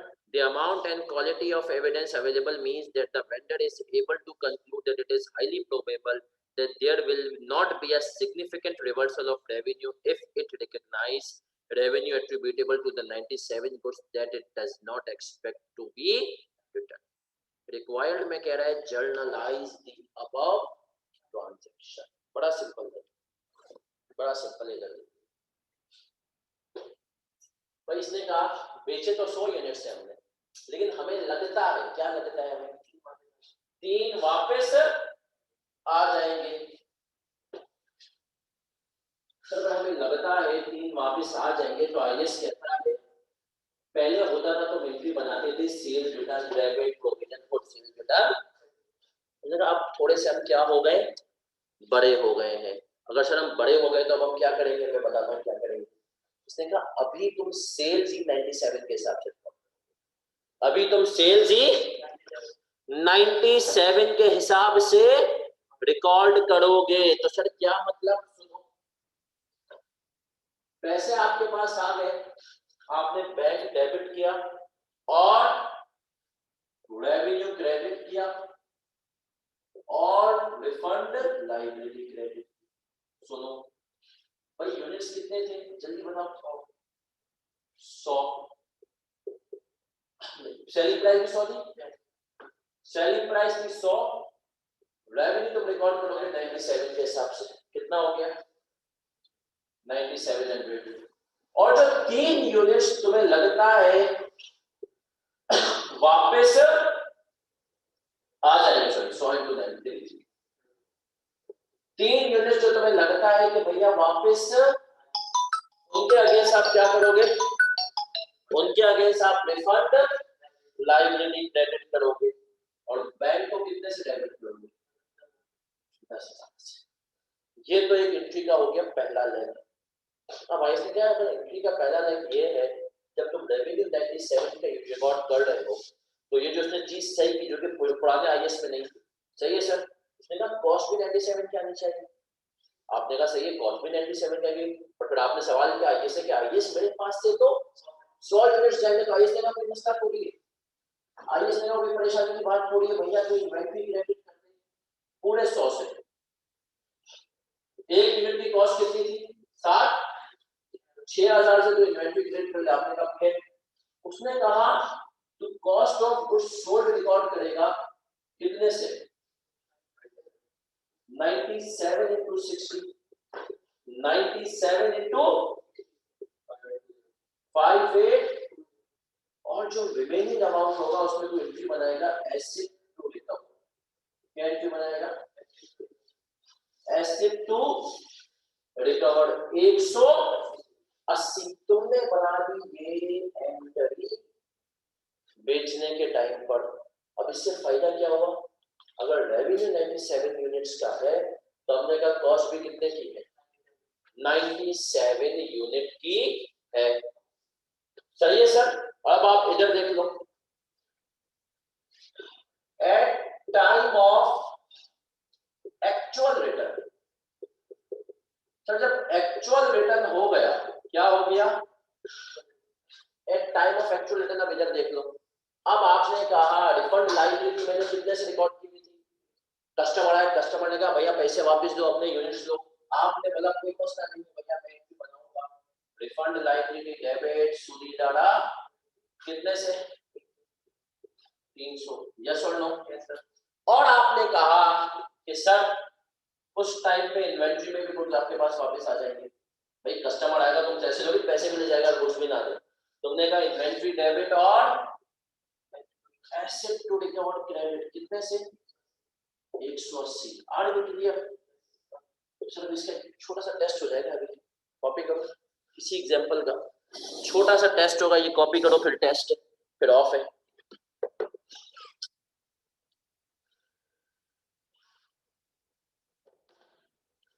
किस कदर आसान है sir ये,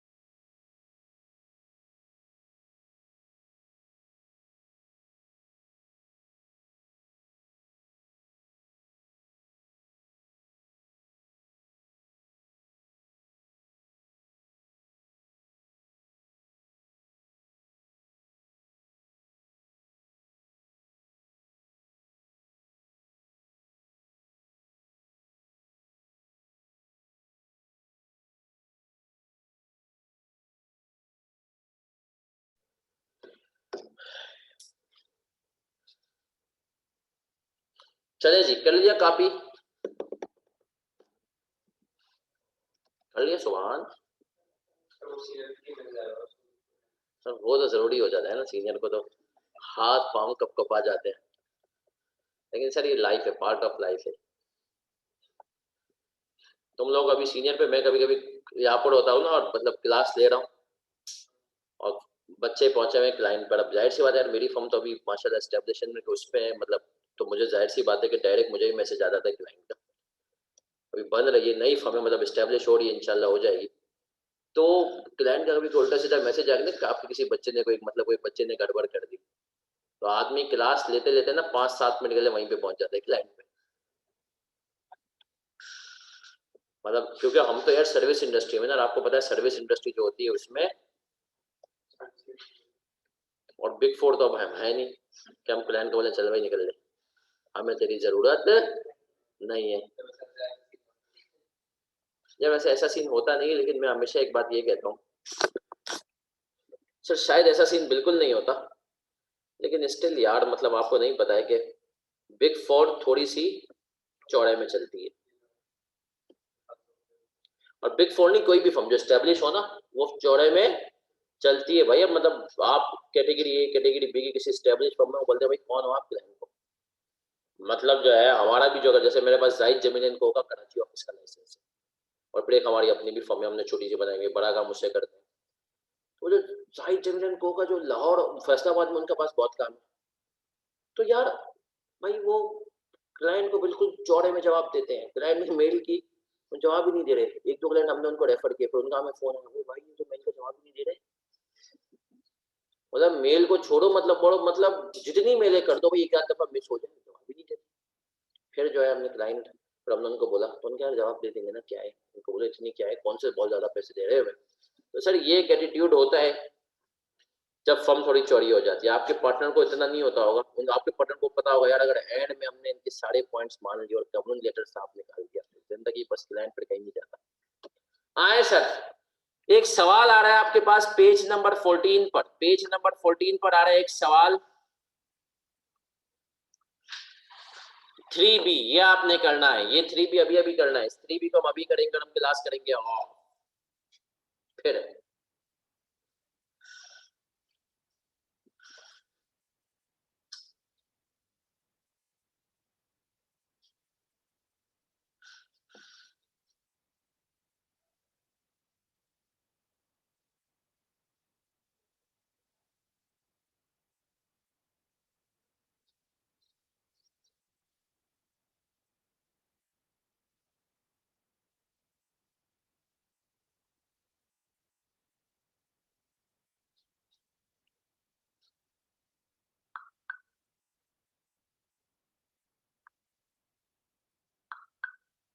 अभी अभी करना है ये सवाल मेरा बच्चा आपने।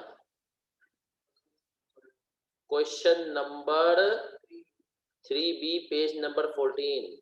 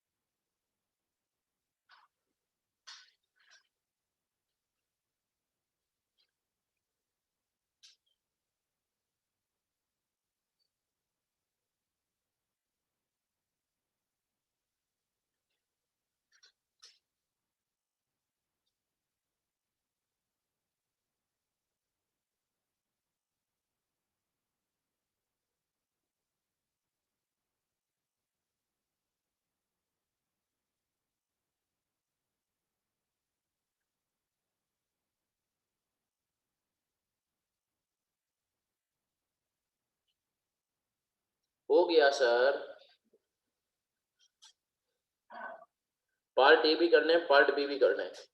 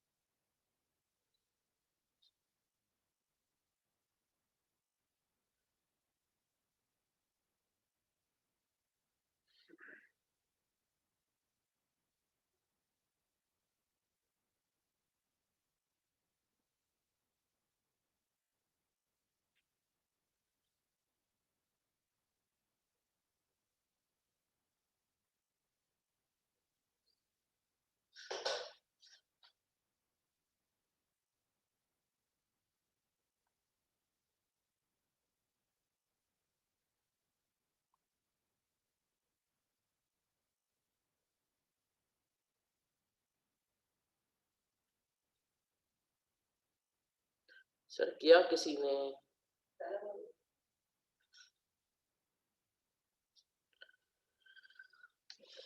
थोड़ा सा दिमाग चलवा रहा हूँ आपका। कैफ वाले बच्चों को ये एक जगह से सवाल FIR 1 का सवाल था। उनको जब सवाल आता है ना तो सर उनको तो मैं आपका थोड़ा सा दिमाग चला रहा हूँ, उनको तो इस किस्म के सवाल पहली दफा खुद करवाता हूँ, लेकिन आपको थोड़ा सा मैं चाहता हूँ चेक करें थोड़ा अपने आप को।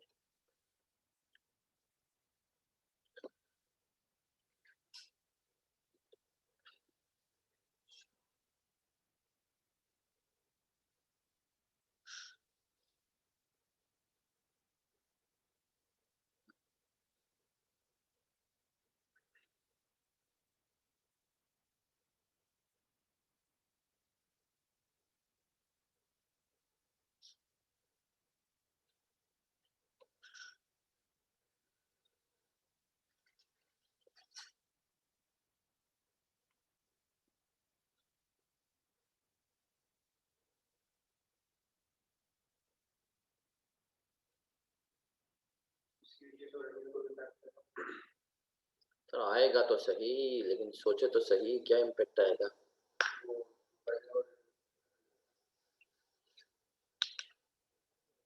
हो गया, चले सर, अब देखते हैं आप में से कौन कौन सही है।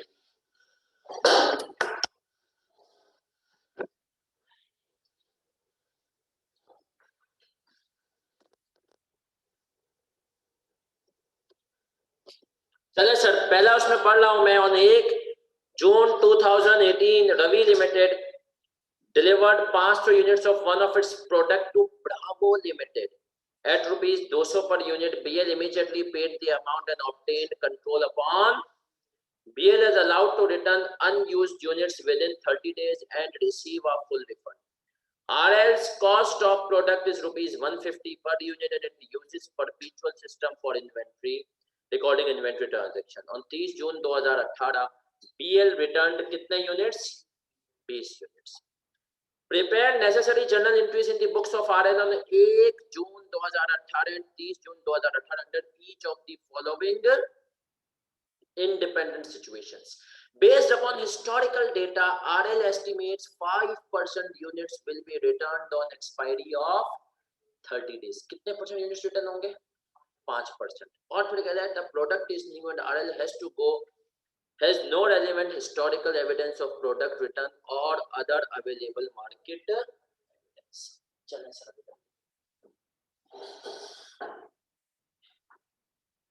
सर हमने कहा पहले करेंगे केस ए।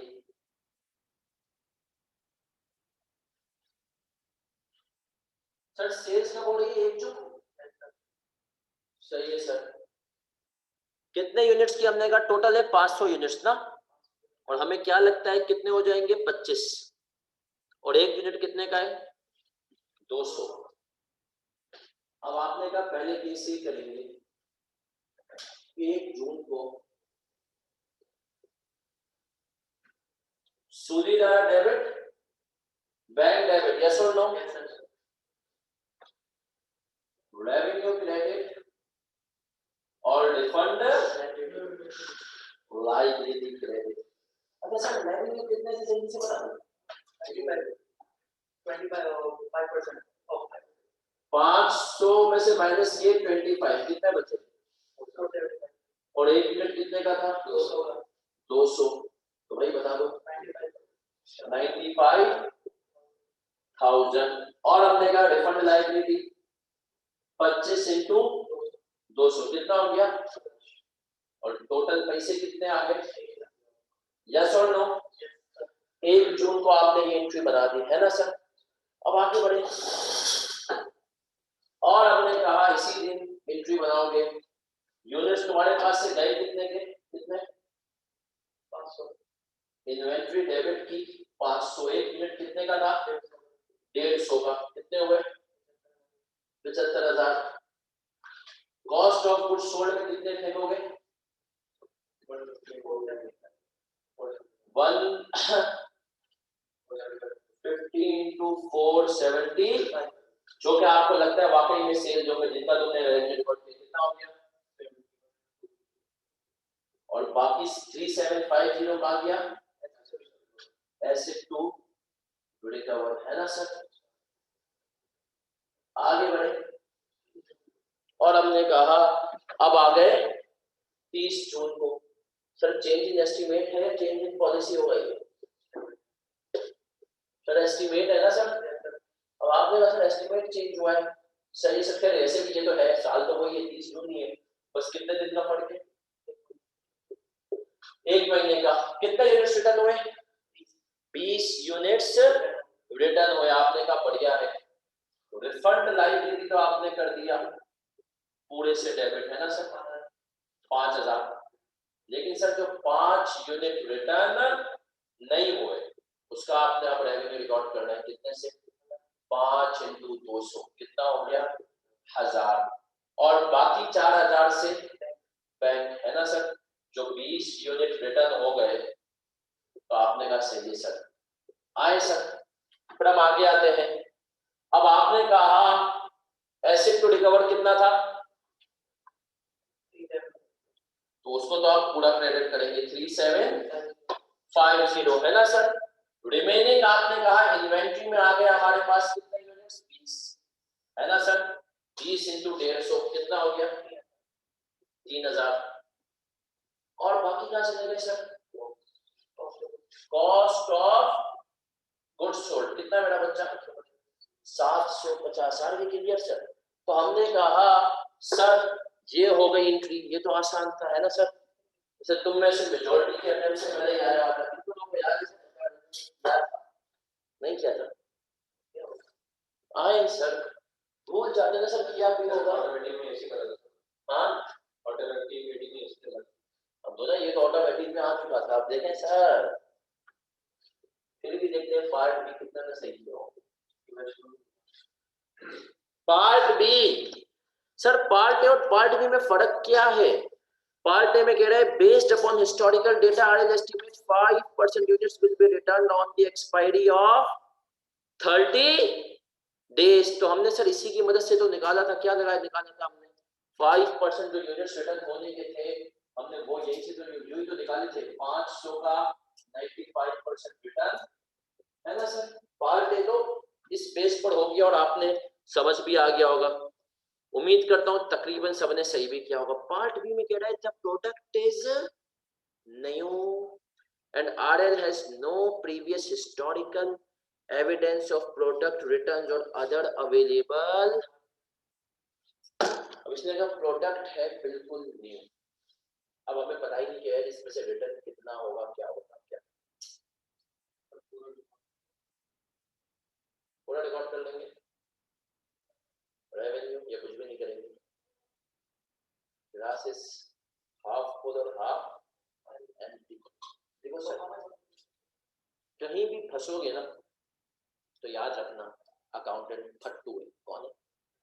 फट्टू है, रिस्क अवर्स है, नेगेटिव सोचने वाला है। तो इन सब चीजों को अगर हम एक वर्ड में कहें तो मतलब प्रूडेंस। कौन सा कॉन्सेप्ट है? प्रूडेंस। आईएएस अकाउंटेंट ही बनाते ना सर, प्रूडेंस। आईएएस कहता है भाई तेरे को नहीं पता ना कितने रिटर्न आएंगे, तो अभी 1 रुपए का भी रेवेन्यू रिकॉर्ड, तो अभी 1 रुपए का भी रेवेन्यू रिकॉर्ड, तो तू क्या एंट्री बनाएगा? सारा पैसा आया बैंक डेबिट रिफंड लायबिलिटी, सही है सर, कितने से? 1 लाख से। Bank debit refund liability credit 1 lakh से, और 1 जून को और दूसरी एंट्री बनाएगा asset to recover debit inventory credit 75,000 से, है ना सर, जो वहां पर आया। आईएएस कौन है? फट्टू, है ना सर। आपको पता है इसको डर लगता है चीजें अकाउंटिंग रिकॉर्ड करते हुए। आईएएस ने कहा 30 दिन की तो बात है भाई, 30 दिन बाद तेरी पिक्चर क्लियर हो जाएगी, चाहे भले 30 दिन की बात, 2 महीने की बात, तो ये रिकॉर्ड करना। एक दफा भाई जब चीजें क्लियर हो जाए उस टाइम पे सब कर लो ना। अब आपने कहा, फिर इसने कहा 30 जून को रिफंड लायबिलिटी डेबिट कर दो पूरे 1 लाख से, सही है। रेवेन्यू रिकॉर्ड कर लो 480 यूनिट का, कितना हो गया? 200 है ना, सिर्फ 200, 96,000। और बाकी अमाउंट से बैंक कितने से? 20 इंटू 200, कितना हो गया? 4,000। आ रही क्लियर सर? फिर और आगे बढ़े, हमने कहा जगह कम है तो हम यहीं पे बना देते हैं कास्ट ऑफ गुड्स सोल्ड की। इसने कहा cost of goods sold debit मार दो, कितने यूनिट से? 480 इंटू 150, कितना हुआ? 72,000। एसेट टू रिकवर कितना हुआ? 75,000। और बाकी अमाउंट की क्या आ गई तुम्हारे पास वापसी? कितनी? 3,000। तो हमने कहा सर ये हो गया हमारा रिफंड लायबिलिटी वाला केस। तो सर आज की क्लास में हमने किस किस को टारगेट किया? हमने बेसिकली ट्रांजैक्शन प्राइस की शरारतें पढ़ी। हमने कहा सबसे पहले वेरिएबल कंसीडरेशन हो तो उसके 2 केसेस होते हैं। वेरिएबल कंसीडरेशन में एक तो आपने क्या करना होता है सर, मोस्ट लाइकली पे जाना होता है बाय डिफॉल्ट। अगर मोस्ट लाइकली वाला ऑप्शन अगर आपने कहा वो खुद पेपर में मांग ले एक्सपेक्टेड वैल्यू, तो फिर आपको एक्सपेक्टेड वैल्यू पे जाना है। फिर हम और आगे बढ़े और हमने पढ़ा sir time value of money. Time value of money में किस पर रिकॉर्ड करना है? प्रेजेंट वैल्यू पर रेवेन्यू रिकॉर्ड करना है। सर फिर हम और आगे बढ़े, और आगे बढ़ते हुए हमने क्या पढ़ा सर? और आगे बढ़ते हुए हमने पढ़ा कि डिफरेंट तरह के इंसेंटिव्स होते हैं। Non cash consideration, non cash consideration में आपको किस पर रिकॉर्ड करना है? Fair value at the time of satisfaction of performance obligation. फिर हमने क्या पढ़ा सर? फिर हमने पढ़ा कि आपके पास जो है सर अगली चीज जो हो सकती है वो हो सकती है कि आपको वॉल्यूम और एक इंसेंटिव हो, कस्टमर को आपने इंसेंटिव दिया तो आईएएस ने कहा बेटा नेट करके रेवेन्यू रिकॉर्ड करो, 5,500 आप रिकॉर्ड नहीं करने दूंगा। सर फिर हम और आगे बढ़े, वॉल्यूम डिस्काउंट इंसेंटिव भी हो सकता है। वॉल्यूम डिस्काउंट इंसेंटिव क्या होता है जल्दी बताओ? वॉल्यूम डिस्काउंट इंसेंटिव होता है कि सर रेट्रोस्पेक्टिवली हम आपकी प्राइस कम कर देंगे अगर आपने टारगेट पूरा कर लिया। वो एस्टिमेट के हिसाब से हम देखते हैं, हमने उसकी एग्जांपल भी पढ़ी। और आगे बढ़े और हमने कहा रिफंड लायबिलिटी आईएएस कह रहा है बेटा सेल्स का जमाना हो गया पुराना, अब रेवेन्यू कम से रिकॉर्ड करो और जो चीज वापस आने वाली है उसके अगेंस्ट तुम जो है एसेट टू रिकवर रिकॉर्ड करोगे और अल्टीमेटली ईयर एंड पे चेक कर लोगे। अगली क्लास होगी मंडे को, करते हैं। हमारा टाइम टेबल हो रहा है मंडे, वेडनेसडे और सैटरडे। मंडे की शाम 7 बजे, वेडनेसडे और सैटरडे। सर एक और क्लास मुझे ऐड करनी है, शायद हो सकता है अगले आने वाले हफ्ते में ना करूं, लेकिन उसके अगले हफ्ते में हम इंशाल्लाह ऐड कर देना। साल वाला बैच भी है सर, ईद उल अज़हा भी, ये सब कुछ है। तो हमें इंशाल्लाह जो एक और क्लास मिलेगा ना, इंशाल्लाह प्रैक्टिस में एक चीज भी नहीं छोड़नी। क्योंकि मैं आपको एक बात बता दूं, आईक्यूट में भी एक परेशानी है। क्या परेशानी है? यार इस पेपर का रिजल्ट थोड़ा हल्का करो। तो बच्चा 40% अभी भी कुछ 500 से ऊपर बच्चे ने निकाला है, बीएफडी 750 है। तो मतलब और आप देखें जो मतलब जो अभी से परमानेंट क्रेडिट वाले लड़के देखो, और टैक्स निकालने 78 बच्चे। सही है सर, कंपनी लॉ के भी कोई हालात बहुत अच्छे। तो हमने कहा कि सर आई कैप परेशान है कि इस पेपर के रिजल्ट को थोड़ा सा हल्का करना है। अच्छा क्यों, मसला क्या है, किसी जमाने में इसका आता था 5-6%, जो मैंने आपको पहली क्लास में बताया। मसला वही है कि सर अब चीजें बड़ी स्ट्रीमलाइन करके उसने टॉपिक्स के ऊपर वो डाल दिया, जिसको पता है ना कि यार प्रेडिक्टेबिलिटी, बच्चे को पता है कंसोलिडेशन आ जाएगा, 15 आएगा, आईएफआरएस 9 आएगा, तो आई के थोड़ा शरारतों के मूड में, लेकिन हम इंशाल्लाह कवरेज ऐसी रखेंगे, कोई अगर अटपटी सी चीज भी आ गई तो वो भी इंशाल्लाह हैंडल कर लें। तो सर हम मिलेंगे मंडे को, अपना ख्याल बहुत ज्यादा रखिएगा, तब तक के लिए अल्लाह हाफिज।